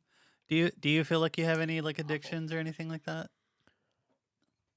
I don't think so. I'm pretty good about just stopping. Like if I feel like, I've actually never really felt Just like I say hit no. the part where it crosses that threshold to where it's like an everyday. I mean, in college I drank a lot, but it's kind of what college is about. So Yeah. it's like, is that really an addiction or are you just in college? Environment really does affect a lot, man. What Yeah, I if you don't think never left so. college, man? Like you would just be drinking college cheer. It probably, I don't know if it would have lasted though. I mean, if you're like 8 years in and you're just still drinking that same amount, that's a lot of alcohol. People are like that. Like that actually happens. What's the most you've ever drank in one sitting, man? At this frat induction thing, I don't know what to say this. They had like a Wait, you're in a boot. cult? Yeah, I was for a little while. Still finding my legs. They had like this glass, I think it was a glass boot, like a cowboy boot thing that was huge. And so they Yeehaw. filled that up with beer and I think shots of maybe Everclear or whiskey or something. And we had to chug it. And so I think you should get another like a glass boot, man. I think they It'd should probably become be a new pretty good for staple the of your show. studio Yeah. if I had it Oh, like man. right here. It's like, Yeah, hey, just in here's the the middle. boot. That's probably the drunkest I've ever been because we did that and then we had like this induction into your family thing. And so after that, we went outside and they had like little, like those little glass pints that you can buy or plastic pints you can buy Oh. and you have to chug it and it's like whiskey or something. So then we Gross. chugged that. And I was feeling pretty sideways after that experience. I would have just been blacked out. I don't think I've ever been blacked out. I've had those moments where it's fuzzy and you go in and out, so you might lose That's 30 blocking out. minutes. Yeah. Oh no, I thought blacking out was the whole. You no, lose the no, whole you night. have you can have come back. instances. Yeah. Like I've come. I think have I come back from a blackout? I think I've come back from a blackout. I think it's more. I think it's considered like a brownout at that point. That's what I've heard. Brown. Yeah. They've got like, Like where it's like, grayed if it It's goes, out. gotta like, be brown. It's like with when the power goes out. Don't make it weird. Fuck you. But yeah, so there's like definitely had those. Definitely fucking black. Oh my god, I have blacked out. I feel like men, it's way easier for them to drink way too much. Like you can sit there and like men put it away so much better than women do. Even when I was like larger, I could drink way more than I can now. But holy shit. In kids, man, when you're young and drinking, you're a fucking idiot. You just That wanna- shit is so bad for you. I had. Dude, we used to sit there and chug shit. Like your brain's still You're developing. an idiot as a kid, regardless. You don't need I to drink. know, and but then then you get your hands on fucking alcohol, and then you're like, oh yeah, like let's chug it, let's go. Like you're like watching these videos, like yes, this is so cool, and you fuck up your brain and you do some really stupid shit, and you don't even remember it half the time. I think I broke someone's car once. Impressive. Drunk strength, tried to open a door. I think I broke the door handle. Yeah, You know what freaks me I out can't is confirm. drug-induced psychosis. That's so That real. scares the shit And out of then me. they get sorry, you're gonna start something in Humboldt County. There was a trend, at least like when we work at the mental health facility, where we would get patients with a lot of people would get diagnosed with what's called like schizoaffective disorder, but the problem was a lot of it was like the pattern that we like saw a lot of people having was like they were on like meth and shit, like drug induced like psychosis situation, and then they'd get diagnosed with schizoaffective disorder, which is like schizophrenia, like similar in tier. But like sometimes that shit lasts, sometimes that shit doesn't. But if you're putting people like all on the same medication, like whether it's permanent or not, like that's fucking insane, because then you could actually give somebody like the side effects for medication that treat hearing voices in the night and like psychosis. The side effect, if you don't actually have that, is then developing those symptoms half the time. So then you think the meds just aren't working, and that person doesn't. And need then those you're meds, fucked. And then they're fucked, and they're just. So why does Yeah. that scare you so much? Well, I just, when you're a kid and you're getting wasted all the time and you're doing these things and then you make it out unscathed, you don't think anything about it. And then you hear these, doing this podcast, you hear these stories or you talk to these people that know their shit. And then you hear about how easy it is to tweak your mind the wrong way. And sometimes you might bounce back and sometimes you're just fucked. And that's your life now, is you went a little too far in one direction. And then it Yeah. happens that fast that your life is severely changed. So have you done shrooms? Yes or no? Whoa. Now we're getting serious. Not even with shrooms, but just Yeah. high doses of marijuana. Yeah. You can have Well, technically, a psychotic break. Yeah, it can be like a low dose like hallucinogen and everything. Anyway, a lot of people do have, well, especially back in If the day. ingested. Oh, that would be Not an edible. What are you just going to in- smoke an edible? Not just ingested. Like Well- you can have that experience when smoking. Like that. What do you think the paranoid experience is? Fair enough. I think it's like- high dose THC. You could Well, when you ingest it, it becomes a like- different like a thing. gummy. It becomes this mild hallucinogen. It becomes more of that. But there are times when people literally are smoking just intense ass shit and they have absolutely no like nothing there, and then they sit there and think they're getting eaten by a fucking spider in a past life, and they're not, because they're a human being sitting right there. So like yes, that does happen to people even with smoking. And yeah, like it's just Could you imagine? fucked up. You're just hanging out with your friends one night. Somebody brought an edible, Just, and you just never come back. You just go. It's like you blast Dude. off into space, and now that's your life. Oh, I That don't is need your an edible reality. for that. I met a permafried person when I was a kid. Like, Permafry? permafried. That's what we called it. Is like someone who did enough drugs or like continuously like did drugs and like or smoked like a shit fuck of weed to the point where like they didn't need anything whatsoever to just act like that constantly. That's how their mind worked from that point forward.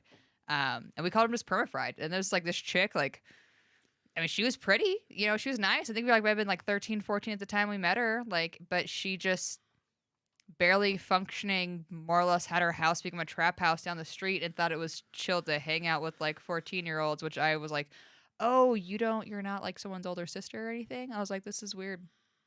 I was like, I'm good, but it's a thing. Like people, and then they can't really hang out with people like necessarily their age after that either, because unless they're like in a similar boat.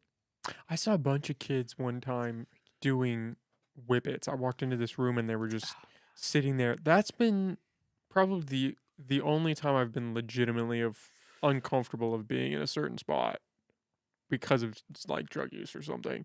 I've walked in and just the look on their faces scared the shit out of me. I had this very real urge that this is not the spot I'm supposed to be. And I was like, I knew all the people that were doing it. Like there was no physical danger, but just looking at their faces as they're doing this, it hit me in a weird way where I could not get out of there fast enough. I watched my friend literally fall backward. Like she's like, "Oh, do you want to do this with me?" And I think we had smoked a bit of weed, and I was like, I don't really know what that is." But it was like this old school, like oh, gee, you're taking it out of the can. Like you're not gonna buy like the little like Old CO2 school, yeah. cartridges. This is like, again, I was probably still like 14 then too. Shit, just a kid, and. I think I might have been 13 at the time. But anyway, she literally just fell like right back. Like she just did it and she like collapsed onto the ground. And I was like, and then she like got up, like she like slowly got up like laughing. And I'm like, oh fuck no. Like I don't know what the fuck you just did. Like I don't know what's happening to your brain. I'm like, I'm fucking high. Like I'm good. Like this is enough for me. Like this is already too much. And to watch you just collapse like onto the ground and then come back and you're like, this is great. And just be like, let's do another one. I'm like, I'm not doing that. I'm like, Yeah. I'm good. What's the hardest drug you've done? I'm not a hard drug guy. I would say alcohol is the hardest drug that I've done. You don't want to shoot up some heroin right now? Yeah, no. I don't. But see, I don't have an appeal for it. Like, I don't even really like drinking. I do occasionally in situations like this, if we're doing a podcast or something like that. But I don't like the effect of not being on top of my game the next day. I don't like not being able to work out. I don't like not being able to just function at my baseline. That irks me the wrong way. It fucks with your baseline. Like day of and the following day, definitely. But it's weird. You get that with alcohol. You don't get that with weed. Like weed, you could Nah, smoke weed and go work out. I Dude. disagree. You can get stoned enough to where like the next day you can like feel it. Like especially if you do like edibles, anything that's longer lasting for your body. Edibles, yes. But if So you're just edibles will smoking get it weed, there. Yeah, but if you're smoking it, well, if you don't get enough sleep, like if you like go to bed and you can only sleep like 3 hours, you could wake up still stoned for sure. But that's like easier to combat because in worst case scenario, you like I could drink like a fucking cup of tea and I'd be set. Like I could literally just get Earl Grey out and I'd be good. Wouldn't even need like a rock star. Whether like if I'm super fucking hungover though from like alcohol, that's one of those times where like you're like, I need all the caffeine, all the water, give me a fucking breakfast sandwich. Like you need way more to recover, definitely. yeah, it's not for me. I'm not a big fan of it. Yeah, weed's chiller, man. You definitely look like a heroin guy. I get that a lot. There's something about my persona. I don't know. You're not really like veiny enough. Like And I don't have the track marks, which doesn't really help. yeah, like I'm not really like seeing. All right. I don't think so. All Like, right. I don't think we Here's quite a better hit it. question. I If don't you know. were guaranteed no negative side effects, no addiction, no nothing, what drug would you want to take? See, I mean, I don't even have like the Acid. desire when acid would be yours, but I don't view psychedelics the same way I view drugs. Like when I hear They're drugs, I drugs, think man. heroin. I think Dude, I'm terrified of acid. I'm terrified of like, like any of those tripping out situations because I don't want to like go like on like DMT or some shit and then not come back. I don't know if people don't come back from DMT. I don't know. I have I've acid. heard of I people have like heard that not people coming back. any I mean, I've heard of people substance. not coming back from shrooms, man, and people microdose that shit all the time. And some people didn't come back from shrooms, which is like, damn you. Have you ever should tried a be easy. psychedelic? No, I mean I've done weed. That's yeah. Do you want to try one? Is that I like do. I would think that it would be potentially an interesting experience, but I don't know, man. Like, I don't know if I need like excessive therapy or something. I don't know what I need to like feel comfortable to do that. there's that new ketamine facility that's And up and coming. see, ketamine's just like fucking wild to me. I'm like, really? We're just I kind of want to try that, but it's expensive. It is an expensive therapy. I just want to eat a little mushroom, man. Like throw it on my pizza or something and call it good. So what about But, ketamine? Like, do you think you would benefit from the experience of? I think most people would benefit from some sort of psychedelic experience. The problem is, it, at least from my very uneducated understanding, it seems like the first time you try it, you're playing Russian roulette. And that's contingent on dose, it's contingent on your setting. But the first time you do it, you don't know what's going to happen. And that's when you are susceptible to that possible break, especially if you have a background in mental illness and maybe you got some schizo somewhere in the family or some Or just heavy trauma, man. yeah, or anything like that, and you've been pushing it down and then you go into this state and it just hits you like a freight train. That's fair enough. Fair enough. All right.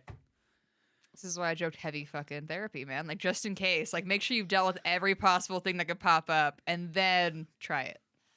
Or just I mean, yeah, what do you do I'd like- because if you want to try it and you're not sure, do you just take the jump? You just don't go in. I feel like if you're not sure, don't go into it. Like, and then when you do go into it, make sure you are in like a very like comfy, supportive, solid, like happy environment. Maybe make sure there's like some cool lights, like some hanging lights or something to like stare at. I don't know. That could be fun. There's Have you ever tried options here. psychedelics? No. What's the hardest drug you've done? Like on purpose or accident? Wait, what? Accidentally. Damn, that I feel like that opens the door to a I'm like, lot of wait, different drugs. accidentally, let's go. Who are you hanging out with? The right people, obviously. No. Cringe. I don't. Hardest drug. Like willingly or Just either Why or. is that accidentally, man. I'm 'cause interested to see now what your choice is for both because I feel like that is Yeah, like you gotta give both at this point. Like honestly, like if there's No, a fair willing enough, and fair enough. unwilling, like because what is willing like Like, oh what did you weed and then unwilling is oh yeah I had some cocaine that somebody slept into something. that you could only can you do cocaine in other ways than snorting? You can lace it in weed. You could like put a little bit on a Oh. joint, smoke that. you can lace anything if you Wow. try hard enough. Supposedly the weed Huh. and cocaine thing is a very interesting high. I mean, I'm sure because like it's like semi-epi downer vibes, but okay. So what did you do unwillingly? Like I think heroin. I don't know for sure. Fuck, damn. just come out of the fucking door with heroin? Wow. Okay. I don't know for sure though, man. This was like in middle school, so Oh. I don't know. And No, I'm sorry, that's what? happened to people. Like laced weed with heroin, especially in bigger cities. That happened to like a coworker. She was giving me a story. They went and they bought weed, what they thought was just weed, right? They thought it was just fire ass weed. They had this intense ass high, and then they're like, "So that was amazing. What the fuck was that?" And then they learned that they had done heroin the night before. And How did they find out they did heroin? I think it was a specific name they called it, apparently. And they were just these white girls thinking that they were buying buying the Loud, buying the Fuego, like just that good shit, like all the stupid names you'll call like good weed. I'm And gonna so they're just for the rest white of this girls thinking podcast. I'm those- gonna please ask that you never speak to me and Nick like that ever again. Please. That was. No promises. So, yeah, they ended up getting that, and they just thought that 'cause it was some weird name, so they just assumed it just meant that it was like really good because they always come out with like dumb, stupid names for like really good weed, and they like asked their coworker or something about it the next day, like when they were living down there, and the guys like they were like, yeah, that means it's laced with heroin. Is that what happened to you? Is you thought you were smoking some weed and Yeah, man. It was middle school. It's fucking middle school. I can't judge you, but fuck. It was middle school. We were all smoking heroin. that's crazy. Oh my god, that's a joke. Like, just disclaimer that, dude. You guys didn't smoke heroin in middle No. school? Oh shit. Okay, damn. No, I'm we were outing more myself like meth. that. We didn't really fuck around with heroin. Yeah. This is No. like stoner city, bro. Like, I did smoke weed when I was like 11. That's not a joke. Like, I did actually end up smoking weed when I was 11 years old. I burned my bangs off. Smoking weed? Smoking weed because we got so stoned. I had to go to school like the next Monday with like these tiny little singe spot right here, like the top of my head. It was severely embarrassing and it was See, that's an awful. interesting thing. Do you think that messed with your development at all? Do you think you were any different than you would have been had you not done that at such a young age? I already had apparently the stoner vibe because even in elementary school, I had people thinking that like I was a stoner and like had been actively smoking weed, and I thought that was absolutely ridiculous. But I think if anything, it may have like helped accompany like the whole nah fuck it, like the laissez-faire portion of the attitude of like at the end of the day, what really matters is that I have to like go get a decent job and like work hard. Like, if it's not actually helping me get to that point, these things really don't matter. So like schoolwork, just I knew a lot of it was insignificant compared to like other things, depending on what I was planning to do. It helped me say fuck it. Yeah. So it may have fucked things up a little bit. I don't know. It's hard to tell now. That's the thing, right? You don't know I have no what idea. has influenced what. Yeah, like I don't think it caused anxiety, honestly. Like that was like a more nurture aspect. I don't think it caused like any of that. I think it may have just made a crutch. I don't know. Well, that's the big thing with Ritalin, right? Didn't they used to prescribe that to kids as like an ADHD medication and it just fucked a bunch of kids up? I don't know. I had that as an adult though, and that wasn't terrible. Was Ritalin? It was Ritalin. Yeah, they gave me Ritalin for a short period of time as an adult, like less than a year, because it started fucking with my arterial flow of my legs. Like I started getting like Raynaud's and all that, you know. Like the capillaries don't fill up as quickly, like in your fingers and feet. No, I'm not familiar with that. Okay, Yeah. that's fair enough. And like some neuropathy. So pain in my feet very cold, not getting enough blood flow. And that was from the Ritalin? Yeah. And smoking and caffeine. Don't get me wrong. Like those all and alcohol. Everything adds up, right? Like Everything yeah, if you plays a drink part. alcohol, you drink caffeine, and you smoke cigarettes. Actually, all of those things attribute to it, but stimulants, especially, so like caffeine and Ritalin, especially have a factor on that. But I'm curious now. So you may have accidentally done heroin. What the fuck did you do on purpose? That was the hardest drug. I'm gonna go back to that. Life. I chose life. That was pretty bad. I was trying to learn something. It was God, how old was I? Honestly, I can't remember. I think it was when I first moved up here, but Coke for sure. Wasn't a fan of it. Not a fan of uppers, and I think I tried it once, and then I was just no, I don't like this. I'm not a fan, so it'd have to be Coke. Heroin would have to be the hardest on accidental. That still shocks me. Yeah. I wonder what the difference between Coke and Adderall would feel like for someone that doesn't have ADHD. Okay, for someone who doesn't have ADHD, I don't think there'd be. I mean, one's gonna be long lasting, whereas cocaine is like a 10-minute drug. Is it really only 10 minutes? If it's pure cocaine, like actually just cocaine, it's only a few minutes of a situation. Th- That's why that's it's why it's so so expensive. expensive, Like man. you have to sit there and keep snorting. Oh yeah. Like that's why people keep going to the bathroom like crazy. If you're at a party where they're doing coke, that's what they're doing. Like they're just re-upping every 10 to 15, max 20 minutes. Whereas if you ever did cocaine and it lasted longer, it could be cut with Adderall, it could be cut with Ritalin, or it could be cut with fucking meth. Which, okay, if I was gonna say the worst accidental drug I might have done, It might have been meth. Because I did a line of coke the first time. I had tried it that first time, and oh, I'm not gonna. It was at a mutual friend's house. Anyway, it doesn't really matter. I was gonna tell you, but we're on a podcast. So yeah, anyway, probably keep that down though. yeah. So anyway, this was many years ago, fresh out of high school, and I was like, okay, I guess I'll try it. Everybody else was doing it. Did one line. I was good for the entire night, and I couldn't go to sleep at all. And I was like, it wasn't a good feeling. Like, obviously, like things going in your nose doesn't feel great. And I literally couldn't go to bed. And I was like, this is fucking awful. I have to work tomorrow.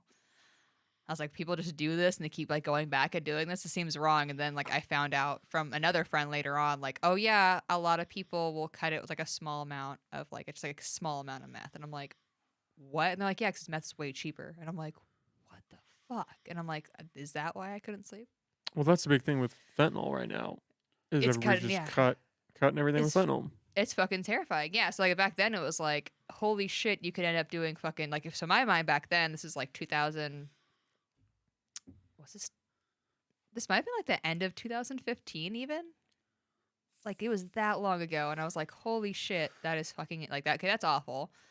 And like, so I was like, oh my God, so things can be cut with that. Like, okay, so that's great. That's good to know. That's like fucking awful. And yeah, now it's all fentanyl, but just apparently the best thing people cut it with is like fucking flour and like vitamin C fucking pills and shit like that. That's the better things apparently they'll cut it with. I had someone give me like basically a documentary on like what you can cut cocaine with, and I was like, okay, good to know. It's because they were cocaine salesmen also on the side, and they were giving me their life story on that front, and I was like, I think they were also high on cocaine is why they were telling me about it. I'm really unsure. I wasn't monitoring that party situation. I was just drinking, so it wasn't really my problem. But I did get a full spiel, and I was like, okay. A lot of moving parts in that story. Yeah, you're welcome. This is how you find out things. You go to a party where you accidentally meet people that Or you sit and drink in a Apparently do things. podcast. or yeah, you sit and drink at a podcast. All right. So out of curiosity, man, Terrible. what is your story? My story? Yeah, What is that? That's a very open-ended question. that's the point. It's like, when were you born? 1997. That's part of my story. What do you mean, what is your story? what is your story In terms of...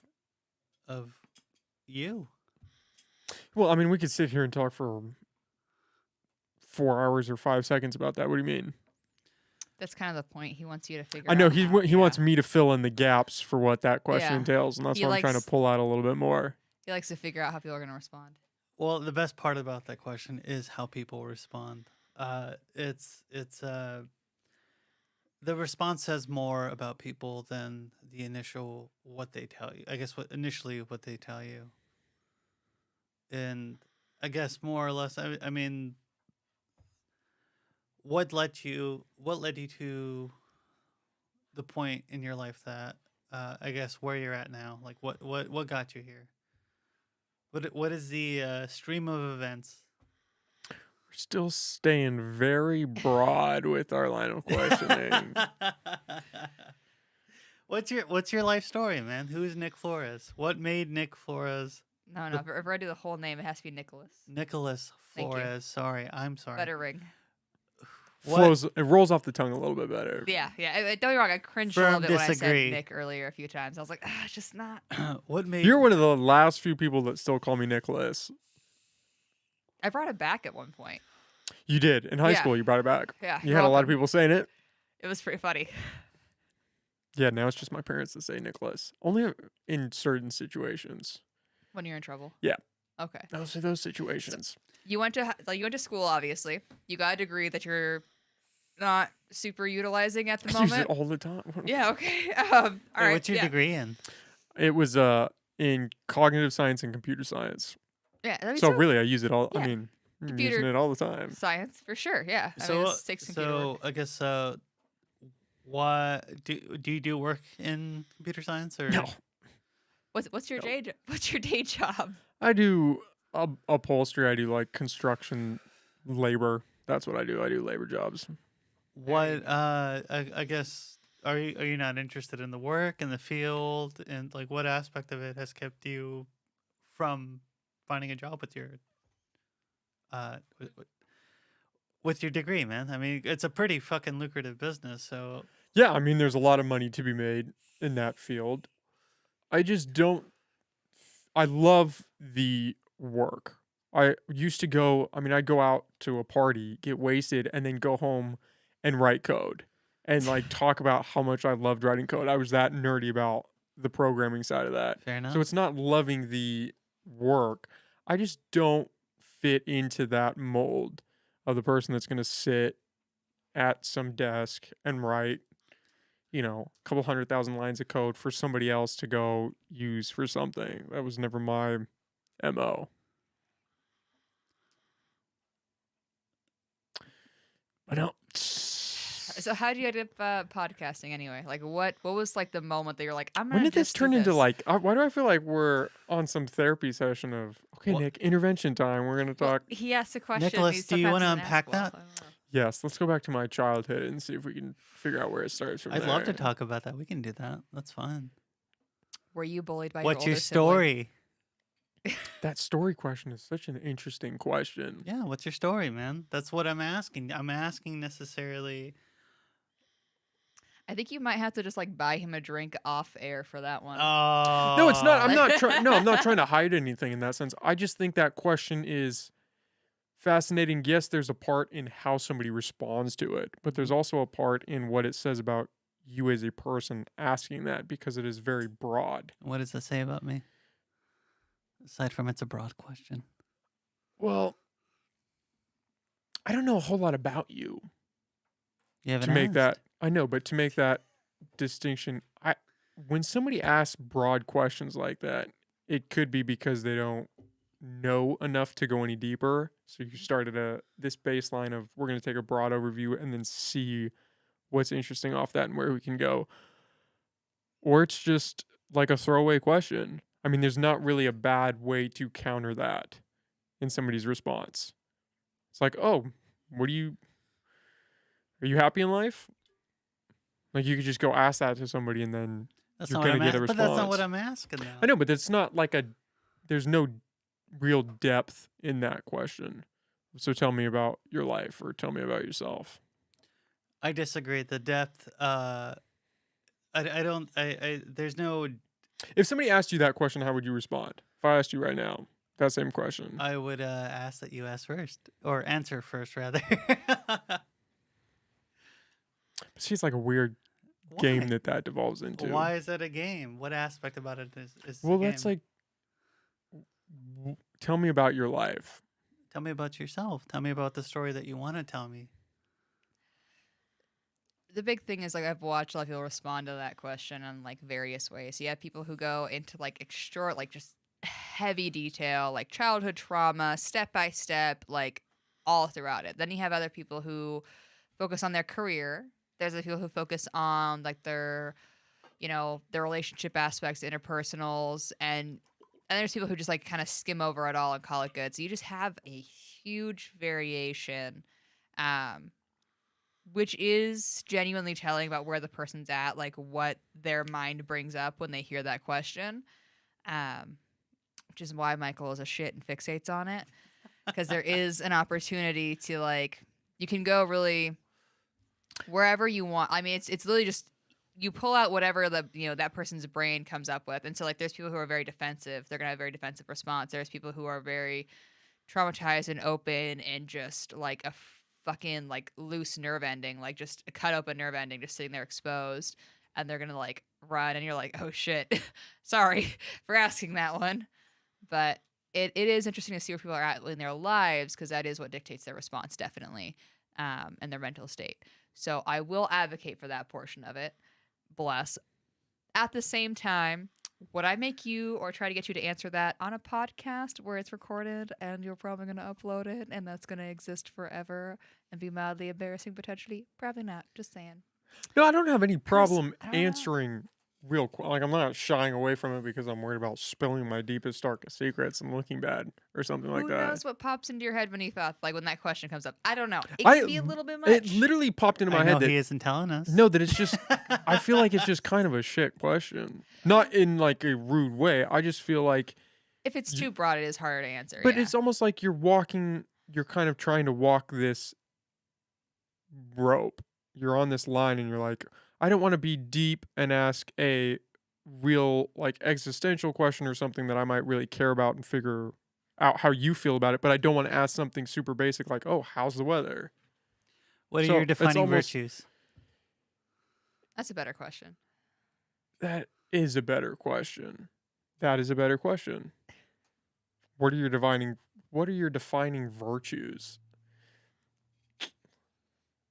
I've been working on the idea of character lately and figuring out how I feel about that. I would say that is one of my virtues is figuring out who you are and what kind of person you want to be and acting in accordance with that. I feel like at least in my life some of the greatest pains that I have went through have been acting against my nature, doing things that I know were stupid at the time and still doing it or doing things that I don't feel align with the kind of person that I want to be. I feel like that's where pain comes from, is you're going against your own nature. And see, I can articulate that because I think that was a better question. If the other question, it's almost like, so tell me a story. It's like, well, what kind of story do you want to hear? That was a better question. The great thing about that is that you did not answer my question, though. A character. I mean, how many do you want me to? What makes a character is virtue.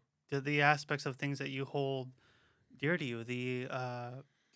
Yeah, acting in accordance with your nature. So right, figuring but out what what aspects of it, what aspects of your nature define you. Do you value loyalty? Do you value honesty? I haven't gotten any any sense of definitive characteristics that I can that essentially answer my question. I mean, character absolutely makes it makes a person who they are. It helps makes their decisions.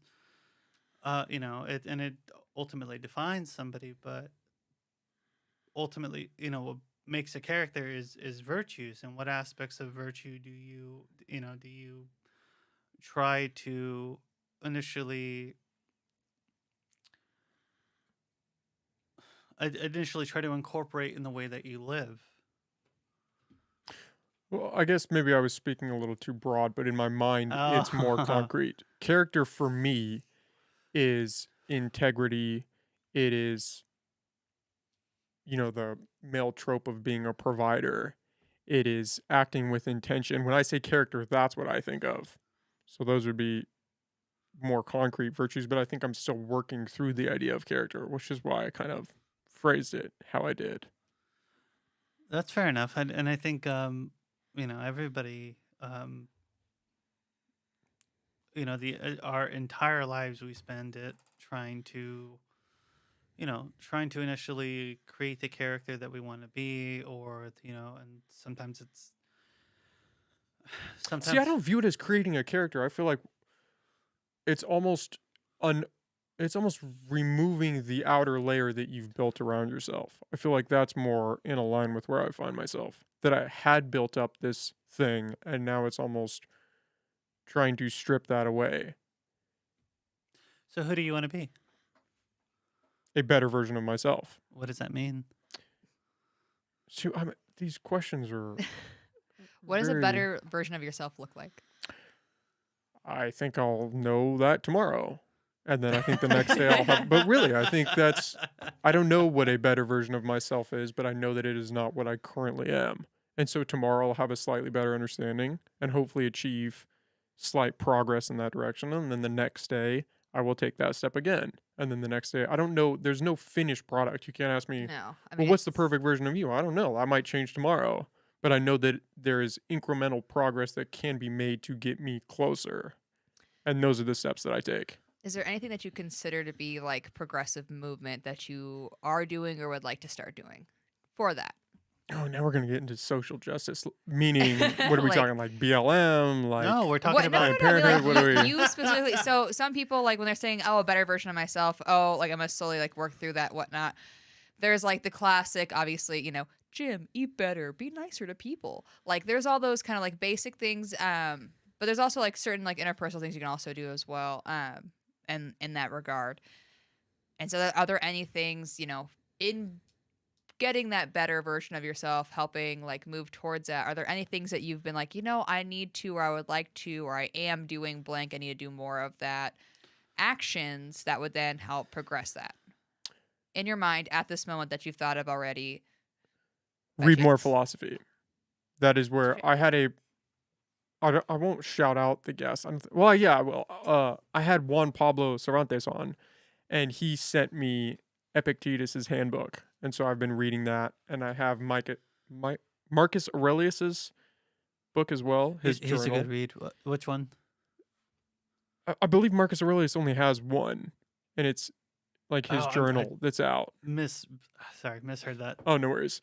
So, and I actually stopped reading Marcus's to finish Epictetus because obviously the Stoic, he kind of fed into where Marcus went, and Marcus can kind of reflect on. I'm just probably speaking into the void here right now.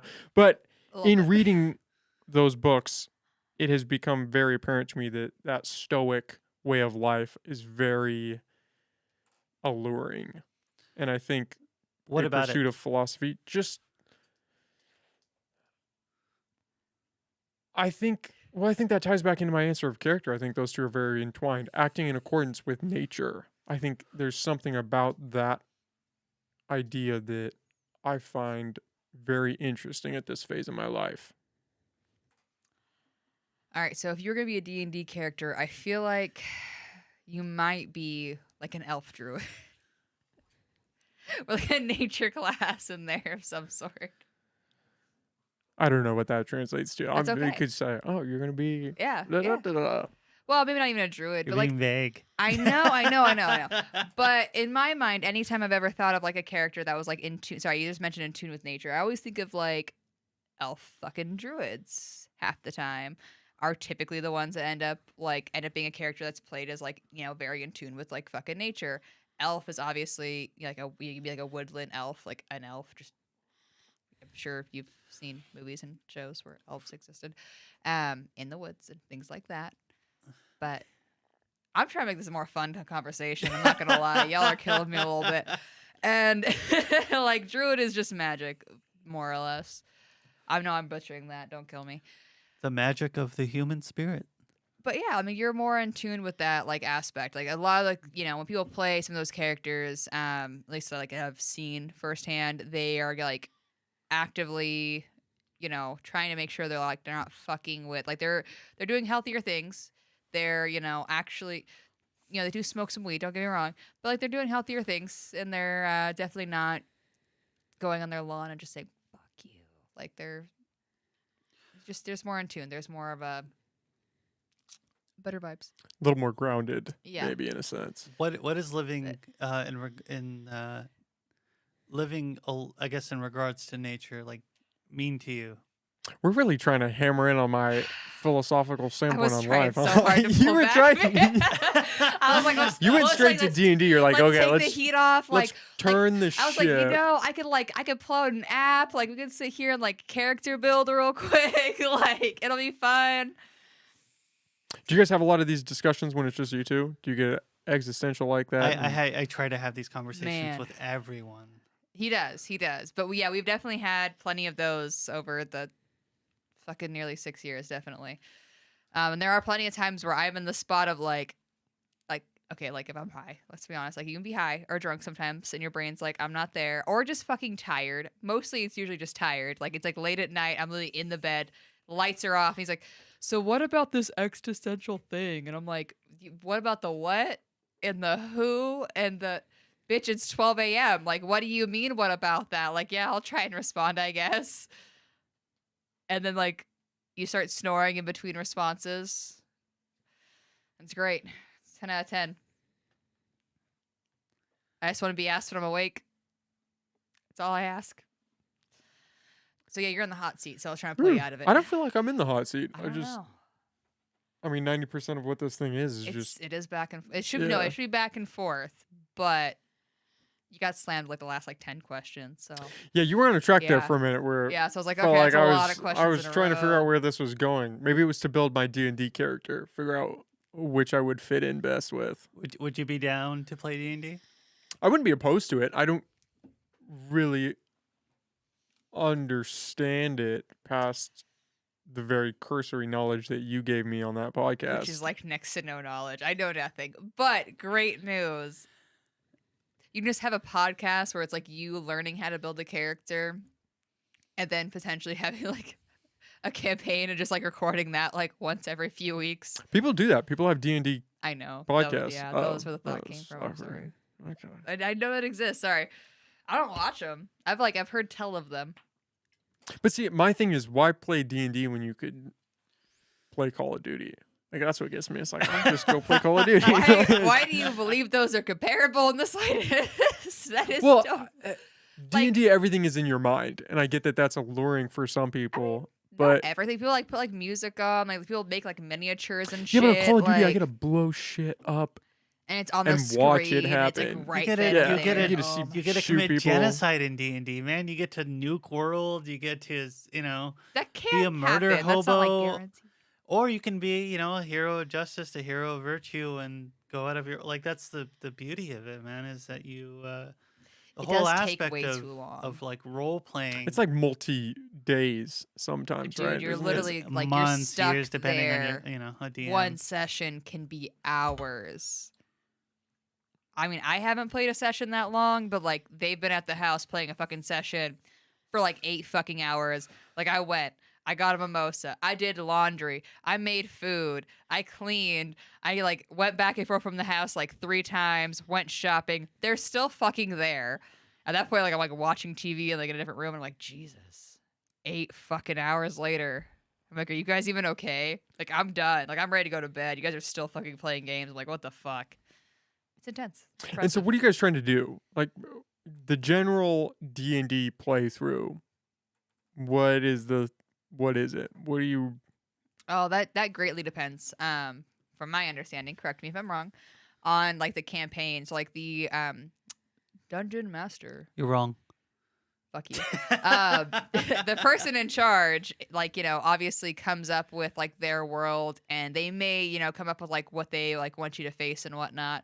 They're going to take into consideration, of course, like each person's like background and character and things they may be struggling with, to then be able to move forward through the game and like entwine that like within the game itself. So like if someone's coming in there and they're, they're like super poor and they've fucking fucked somebody over in like 3 towns over or some shit, you may have to deal with the people that they fucked over. Like that might come back into the game later. And it's, some of the games can be set in like futuristic time frames. They can be set in like Star Wars-esque situations. They can be in like olden times, like, medieval, the fuck ton of magic. I mean, you can really just like pick a game that you really like to play, like Call of Duty. It can be set in like Call of fucking Duty. Like you can have it set like that. And, you'll just be doing like different versions of like that. And like that's how your campaign runs, is like, and everyone has to like get these different guns and everything, and you have to like go and collect them. See, now imagine that in VR. I do think that I'm gonna sneeze. Maybe not. I do think that D&D in VR would be fucking great. Genuinely. And you could actually be in those places and doing those things, and it could also be mortifying as fuck, because you can get eaten by a dragon. Like a lot of different things can happen. You can like fall out of a plane, like get kicked out of a ship for potentially carrying a disease. Just bye. That happened in one of his games. Like one of the guys like kicked out of the fucking ship because he might have contracted a disease that was like fucking with magic or something. I don't know. I wasn't there. You were on the ship. That was your game. You were in it. Whatever. But yeah, someone literally got kicked out of a fucking ship. So is there like a rule set that people? Yeah. Like, do you have to get like certified? Like with any game? No, you don't have to get certified. I'm definitely not certified in any of it. I mean, there's like rule books to like help you figure out like what the spells are, like what spells you're allowed to learn if you're gonna be like doing magic, what kind of like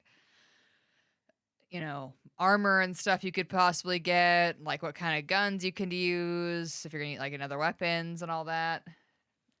There's It's just stuff in open to things. interpretation in a lot of ways. Yeah, your DM's the Well, person who's gonna be that's like, the beauty of nah. it, man. It's a role playing sandbox where essentially you get to shape the world through your actions, and it's think of it as a very interactive kind of open-ended like role like storybook. You can change the way you can see the way your character affects the world. You can choose to slay the priest that is sacrificing everybody to like some kind of demon god and make their lives better, or you can just choose to ignore it and not give a shit about it, and then it come back and bite you to the ass. Like it's a very much interactive uh sandbox that you can Your just get side to quests are play, important. and depending on mechanic wise, there's different classes and stuff like that that you can play as, and in terms of the way encounters happen, it can make or break uh the world. Hey, I'm gonna go fuck with this magical item, and it turns out, oh yeah, this is some kind of tie into this god on this plane, and since you fucked with it, like a boo in the Cave of Wonders in Aladdin, it can have dire consequences, and you'll see it immediately, or you might see it, happen 3 or 4 or 5 campaign sessions away, like, hey, this priest that I slayed was actually somebody very important, and so now, because I killed him, this even worse priest that runs like the local village's church has decided, oh yeah, I'm gonna make a contract with the demon, and I'm gonna slowly push that like aspect of it, and because you didn't do anything about it, you now have to deal with this like town becoming a demonic spawn hotspot or something like that. And it's the appeal of it is that it's a kind of like a just a sandbox, man. It's a breathing, living world that you have tangible effects on as a playable character. And then on top of that, you create a character that if you uh if you're and you can either play it as just a game, or you can play it as like a kind of just an imaginative exercise in regards to different possibilities of different aspects of human character. you know or again, it's a good way to kind of, it's a good mental exercise to really approach a lot of complicated questions and problems in a sandbox, in a safe setting. Like, hey, if I'm a really shitty person, and Do just you want to pull your mic? Yeah. There it Like, is. push There it it. is. I keep not doing that, but but it's I need like a guy in here that just runs around and adjusts mics. He's just like, oh, let me go. um Shout out to Angel. I was trying really hard right there, but it's but still yeah, it's essentially a living, breathing world that you get to interact with as a character, and the character can have any kind of backstory or upbringing, or along with like the aspect of class in terms of like whether you're a wizard, druid, warrior, so on and so forth. It just ultimately affects, you build a story for why this person decides to become like a Shaolin monk or whatever, or somebody who sells their soul for a contract to become a sorcerer. Man, people are so interesting because somebody invented that, and somebody also invented the iPhone. Not to shit on one or the other, but just the breadth of human innovation is insane. yeah. Like, Yeah. we've got people coming up with D&D. We have people inventing Call of Duty. We have people Well, and now we have people it's building games and pyramids. Like, What's the general, appeal of man. Call of Duty for you, man? Like what? Oh man, it's just so much fun. It's just so much fun. Call of Duty. I love committing war crimes. Call of Duty has been my shit since middle school. I've been playing those games, and then it got weird when they started doing jetpacks and now they're back. Modern Warfare 2 is pretty legit. That's been my shit lately. And the Battle Royale option is Warzone is my shit. What's your opinion on the state of video games nowadays? In terms of Quality, but it's definitely better than it's ever been. is it? I mean, would you want to go back to Pong? Mm, I think in terms of going back to Pong, maybe. I mean, you have how many iterations of fucking Tetris, with Well, in like terms of Candy Crush and stuff like in that. terms of graphics, in terms of just storyline, it's better today. There are those ones that stand the test of time, like Tetris, but Tetris is surface level. Tetris is like checkers, that it's just it reached Maybe. this escape velocity where everybody knows what checkers is, or chess. Everybody has played chess, and you got You'd hope. Tetris. Yeah. So I guess I would argue that in terms of quality of graphics, yeah, that's undeniable, man. That's just tech getting better. I think in terms of story, I think in terms of creativity, um, there's aspects of it that yeah, for sure you can, and of course it's all a subjective opinion, just much like with anything, you know, in the world. Um, I think in terms of storytelling, there's this concept of like, okay, well, is it a good thing that like you can appeal to a mass audience now in terms of like video games? Like video gaming is like bigger than ever.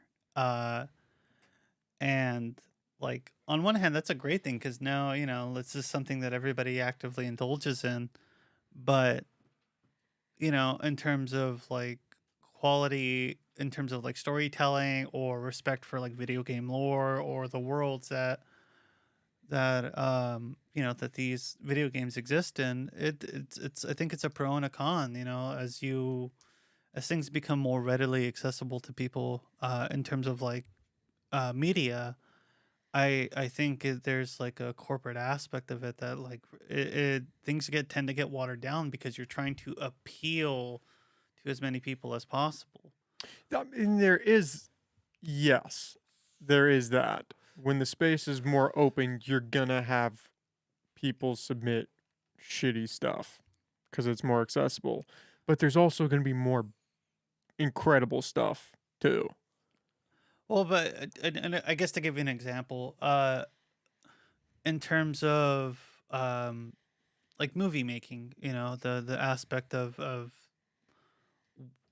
certain themes and stories and that are willing to be told through any kind of media, TV, film, radio, podcast, et cetera, books.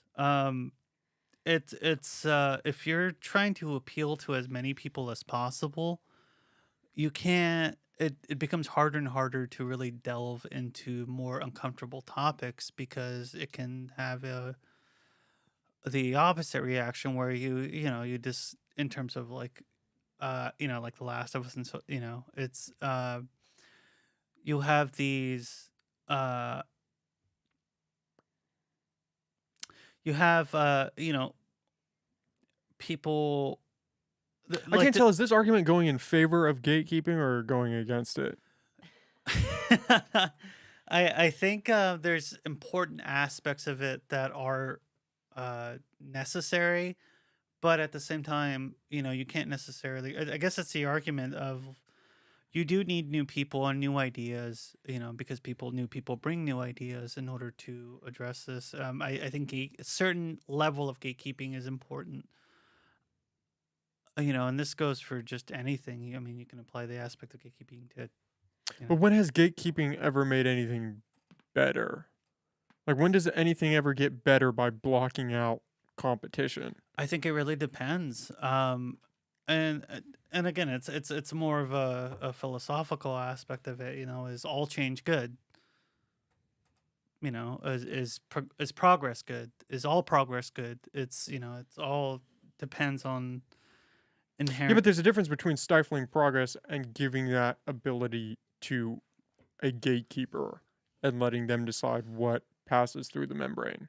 I think as there's opposed to just blanketly right. stopping Well, and progress. again, that's where the issue kind of just that's where the point of contention is. Just like, okay, well, how much are we suffocating ourselves by gatekeeping versus just opening the floodgates and being as accessible as possible? When you're accessible as possible, there's you get drowned out trying to cater to as many people as possible, and that changes a lot of the way the content is necessarily written or conveyed. The themes that you can address are versus the themes that you can address or trying to address kind of radically change because what makes sense for one person or the story that you're trying to tell you know really changes. And I guess you see that aspect a lot in terms of hyper fixation of like identity and stuff like that, where as opposed to trying to tell a very human story as opposed to just the struggle of a uh uh you know a Mexican American immigrant, to not it's very niche, and it becomes very niche. Yeah, but then that's part of it, right? So it goes niche and it sucks, and then something new comes up and takes its place. Whereas if you had the gatekeepers in place, that one thing that sucked might just stay the top dog because we're Right. stifling And that's why competition. right. And but there and again, it's a gradual. Is this? I feel like, are you trying to take this to a more philosophical worldview standpoint in terms of social movement? Where is this going? Oh, I think we had the same issue. We had the same issue at the shanty. It can apply to a lot of different fields, man. I mean, take your pick. No, but be concrete with it. What is? Oh, you're Yeah, asking a I'm trying to figure out. Herculean task. I'm trying to of me, fit. man. Angel, translate for me. Okay, Where are we so trying? this- Where are we this trying to go with this right typically now? Because I'm hits for, lost like- in the sauce. This typically hits for like media in general, as well as like games and so on and so forth. Where think of it like you're gonna make your favorite pasta dish, but now you need to accommodate all these people, and like a shit fuck of them may or may not have an allergy to like gluten, to like maybe they're lactose intolerant, like whatever. Like so they have allergies, and like it's like say it's like fettuccine alfredo, right? Like some basic shit. Like you obviously have a Yo, you pasta. shitting on fettuccine right now? No, I love fettuccine. Okay. That's the but problem. That's the problem, yeah, actually. But like, so it has, it has gluten typically, because pasta typically has gluten, and like all these things, right? So like, there's just it's a simple dish, but obviously it has lactose and it has gluten and some other spices and whatnot. And you're trying to make this more palatable for a large group. You're going to change a lot of the core features of this dish to then make it more palatable. In this case, it probably wouldn't taste as good. In a lot of cases, it might taste pretty great, whatever. Depends on like what food you're trying to change for it. The No, commentary, I yeah, understand the pandering to to a large a larger population, audience yeah. and how that waters down the product. What I don't understand is the connection to Like the whole gatekeeping and how thing. that then is beneficial because it I'll give you an blocks that example. out. I'll give you an example. All right. Say you are cooking for a Just group of these people. food. We're going back to food. Yeah. Well, it's the easiest way to, I guess, try to make my point. Say you're in a room, you're cooking for 4 people. You're making this, chicken Alfredo. You're making this chicken Alfredo, right? And you make it for this group of people, and nobody has an issue with it, anything like that. It's a really relatively standard dish, so on and so forth. Okay, so now everybody, your friends tell their friends about how good your chicken Alfredo is, and then they show up to your party or your dinner or whatever. You invite them over, so on and so forth, and then you cook this just for them, and then they're vegetarian. That process is an issue. That means you have to address that in some way. So and slowly, you start having more and more people kind of just have more input on the way that this dish should be prepared. And so, in order to accommodate everybody that you're having over for dinner, you have to make some changes. and some of it may be good, some of it may not be bad, or some of it may be bad. But and then ultimately, when you try to please too many people, you lose focus of what you're trying to make initially, if that makes sense. I So understand. We're still at And the surface level of we haven't you haven't gone to the gatekeeping side yet. So if you but that's you where could gatekeep not by No it. but vegans allowed. that's where no Yeah. gatekeeping but really that's where no gatekeeping is best, because if you go over to this person's house and they're pandering to everybody and water down the pasta to make it vegan or whatever, free market decides you just don't go over to that person's house anymore. You say, well, I like my fettuccine this way. And so since there's no gatekeeper deciding how fettuccine is going to be made, you get to go over to this other person's house and say, fuck the vegans. We're eating Yeah. our fettuccine with chicken. So But if it was a gatekeeper scenario and the gatekeeper decides all fettuccine is now vegan, there's nowhere else to go because you have a gatekeeper in place setting whatever rules they see fit. So I'm lost. I'm not lost at the top level that you guys are laying out. I'm lost So, where the connection to swap it a gatekeeping little is bit. good comes in. Is there a So- bathroom? Yeah, we can. Well, actually, we can wrap. We can. It's already 6:00, guys.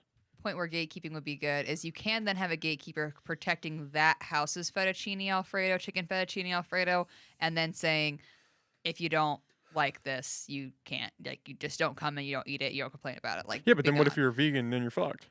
Well, there's other houses, there's other games you can play. So like, But this that's one only if there's game, not gatekeepers. If there's one you can gatekeeper, gatekeep a game. yeah, but if there's a overall gatekeeper for fettuccine, No, and no, you can no. only make see now we're setting levels of gatekeeper. It's either all or Exactly. nothing. But right, no, but no, that's the it's not, point. Like, can't you just gatekeep one game? Like, isn't that a thing? Like, can you, No. no? No, You gatekeep no, everything? No. It's I don't even know what gatekeeping is then. Shit. Okay. I thought you could gatekeep, like, there's it's an gatekeepers for a aspect game. of like you can apply even. that same mentality or that same philosophy to like any kind of interest or hobby or anything like that. You know, where you have somebody coming to your dinner and demanding that you accommodate them, because they don't But eat the only chicken. way you get to say fuck you to that person is if there's no gatekeepers. Unless right? you're the gatekeeper saying "fuck you." Yeah. Yeah, but then It's if you're either the or. person being told fuck you can't do anything about it because there's gatekeepers. So that's what I'm struggling with is either way, having a You're gatekeeper either seems like saying you're "fuck fucked. you" or or somebody else being is telling fucked. you "fuck you." At some point, someone's getting the "fuck you." Like,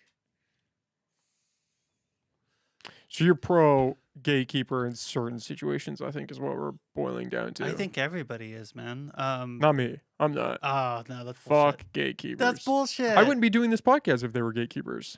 No, man. All right. This wouldn't be a thing. If I There walked has- into your studio right now and started doing fucking lines of coke on camera, what would your reaction be? I'd watch you do the coke. You'd watch me do the coke? What if I light up a cigarette right now? You're gatekeeping me from smoking on your. Yeah, but free market, you could go to somebody else's podcast and smoke a cigarette. Yeah, but the fact that you're not adhering to me. Wait, but you let the coke happen? Yeah, what the fuck, man? Well, yeah, because the cigarette's gonna smell at the studio, and I don't want to smell but that. not the coke. Yeah, coke doesn't affect me.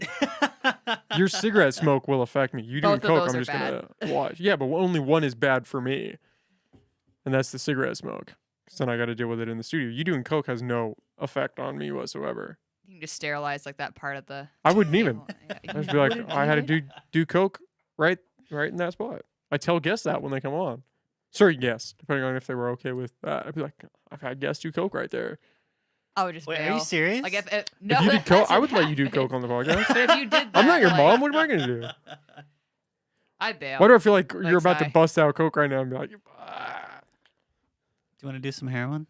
If you I'm were okay. busting out drugs right now, I'd be bailing so. I'd be pissed. I'd be like, "Where the fuck did you put this?" And you'd be like, Number "All right, one, now I'm how'd you out." hide My this shit prison from pocket. me?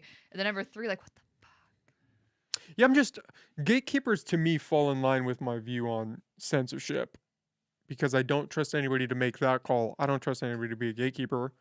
Because what if you gatekeep? If we went back in time, gatekeepers wouldn't let The Last of Us be made.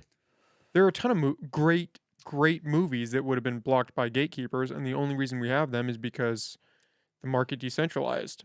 And the Right, people but had there's a also little been more power. a lot of terrible movies made Yeah, but because the lack of You gatekeeping. get that. Like you get great stuff and you get shitty stuff. But is it better than having just mediocre crap that's picked out by a gatekeeper. Or you may or may not have something good occasionally pop up. I'll take the bad with the good rather than just have someone spoon feed me what they want. That's fair.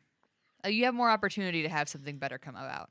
Yeah, that's not to say there's not going to be shit. Oh, no, Because there's there's gonna a be lot of shit in Yeah. a free market. Holy I mean, how many people, you could say this podcast is shit, but I get to do it because fuck the gatekeepers. This podcast is pretty good.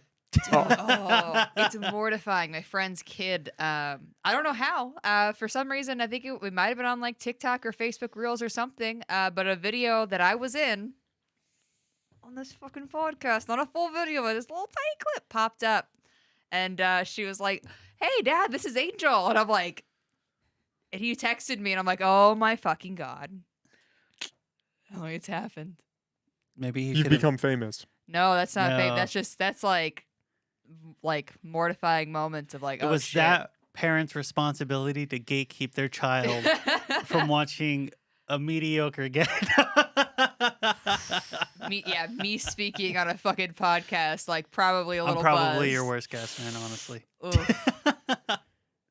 But that's kind of the But yeah, beauty of free it speech. is that reached that person. It's mortifying.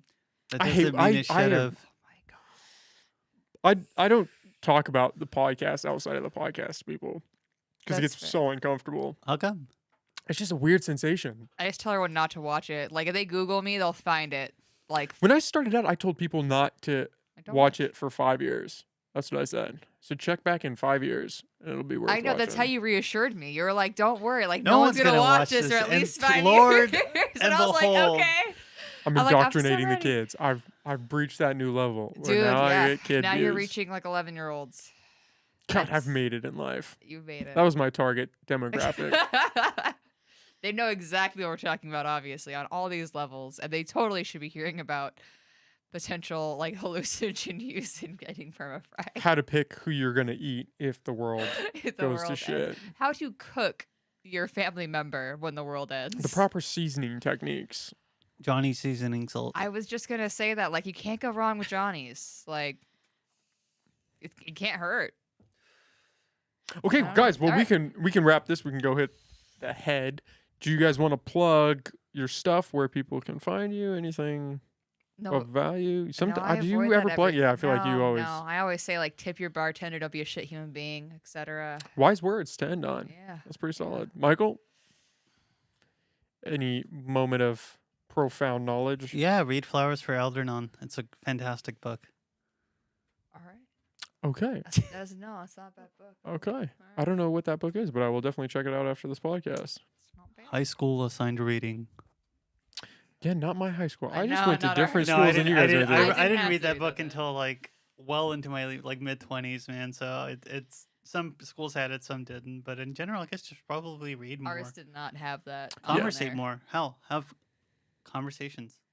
Read. Have conversations about conversations. what you read. Talk. Ask your neighbor how they're doing. Tip your bartender. Tip your bartender. Yeah, don't forget to do that. And your waiter. Just tip your service worker.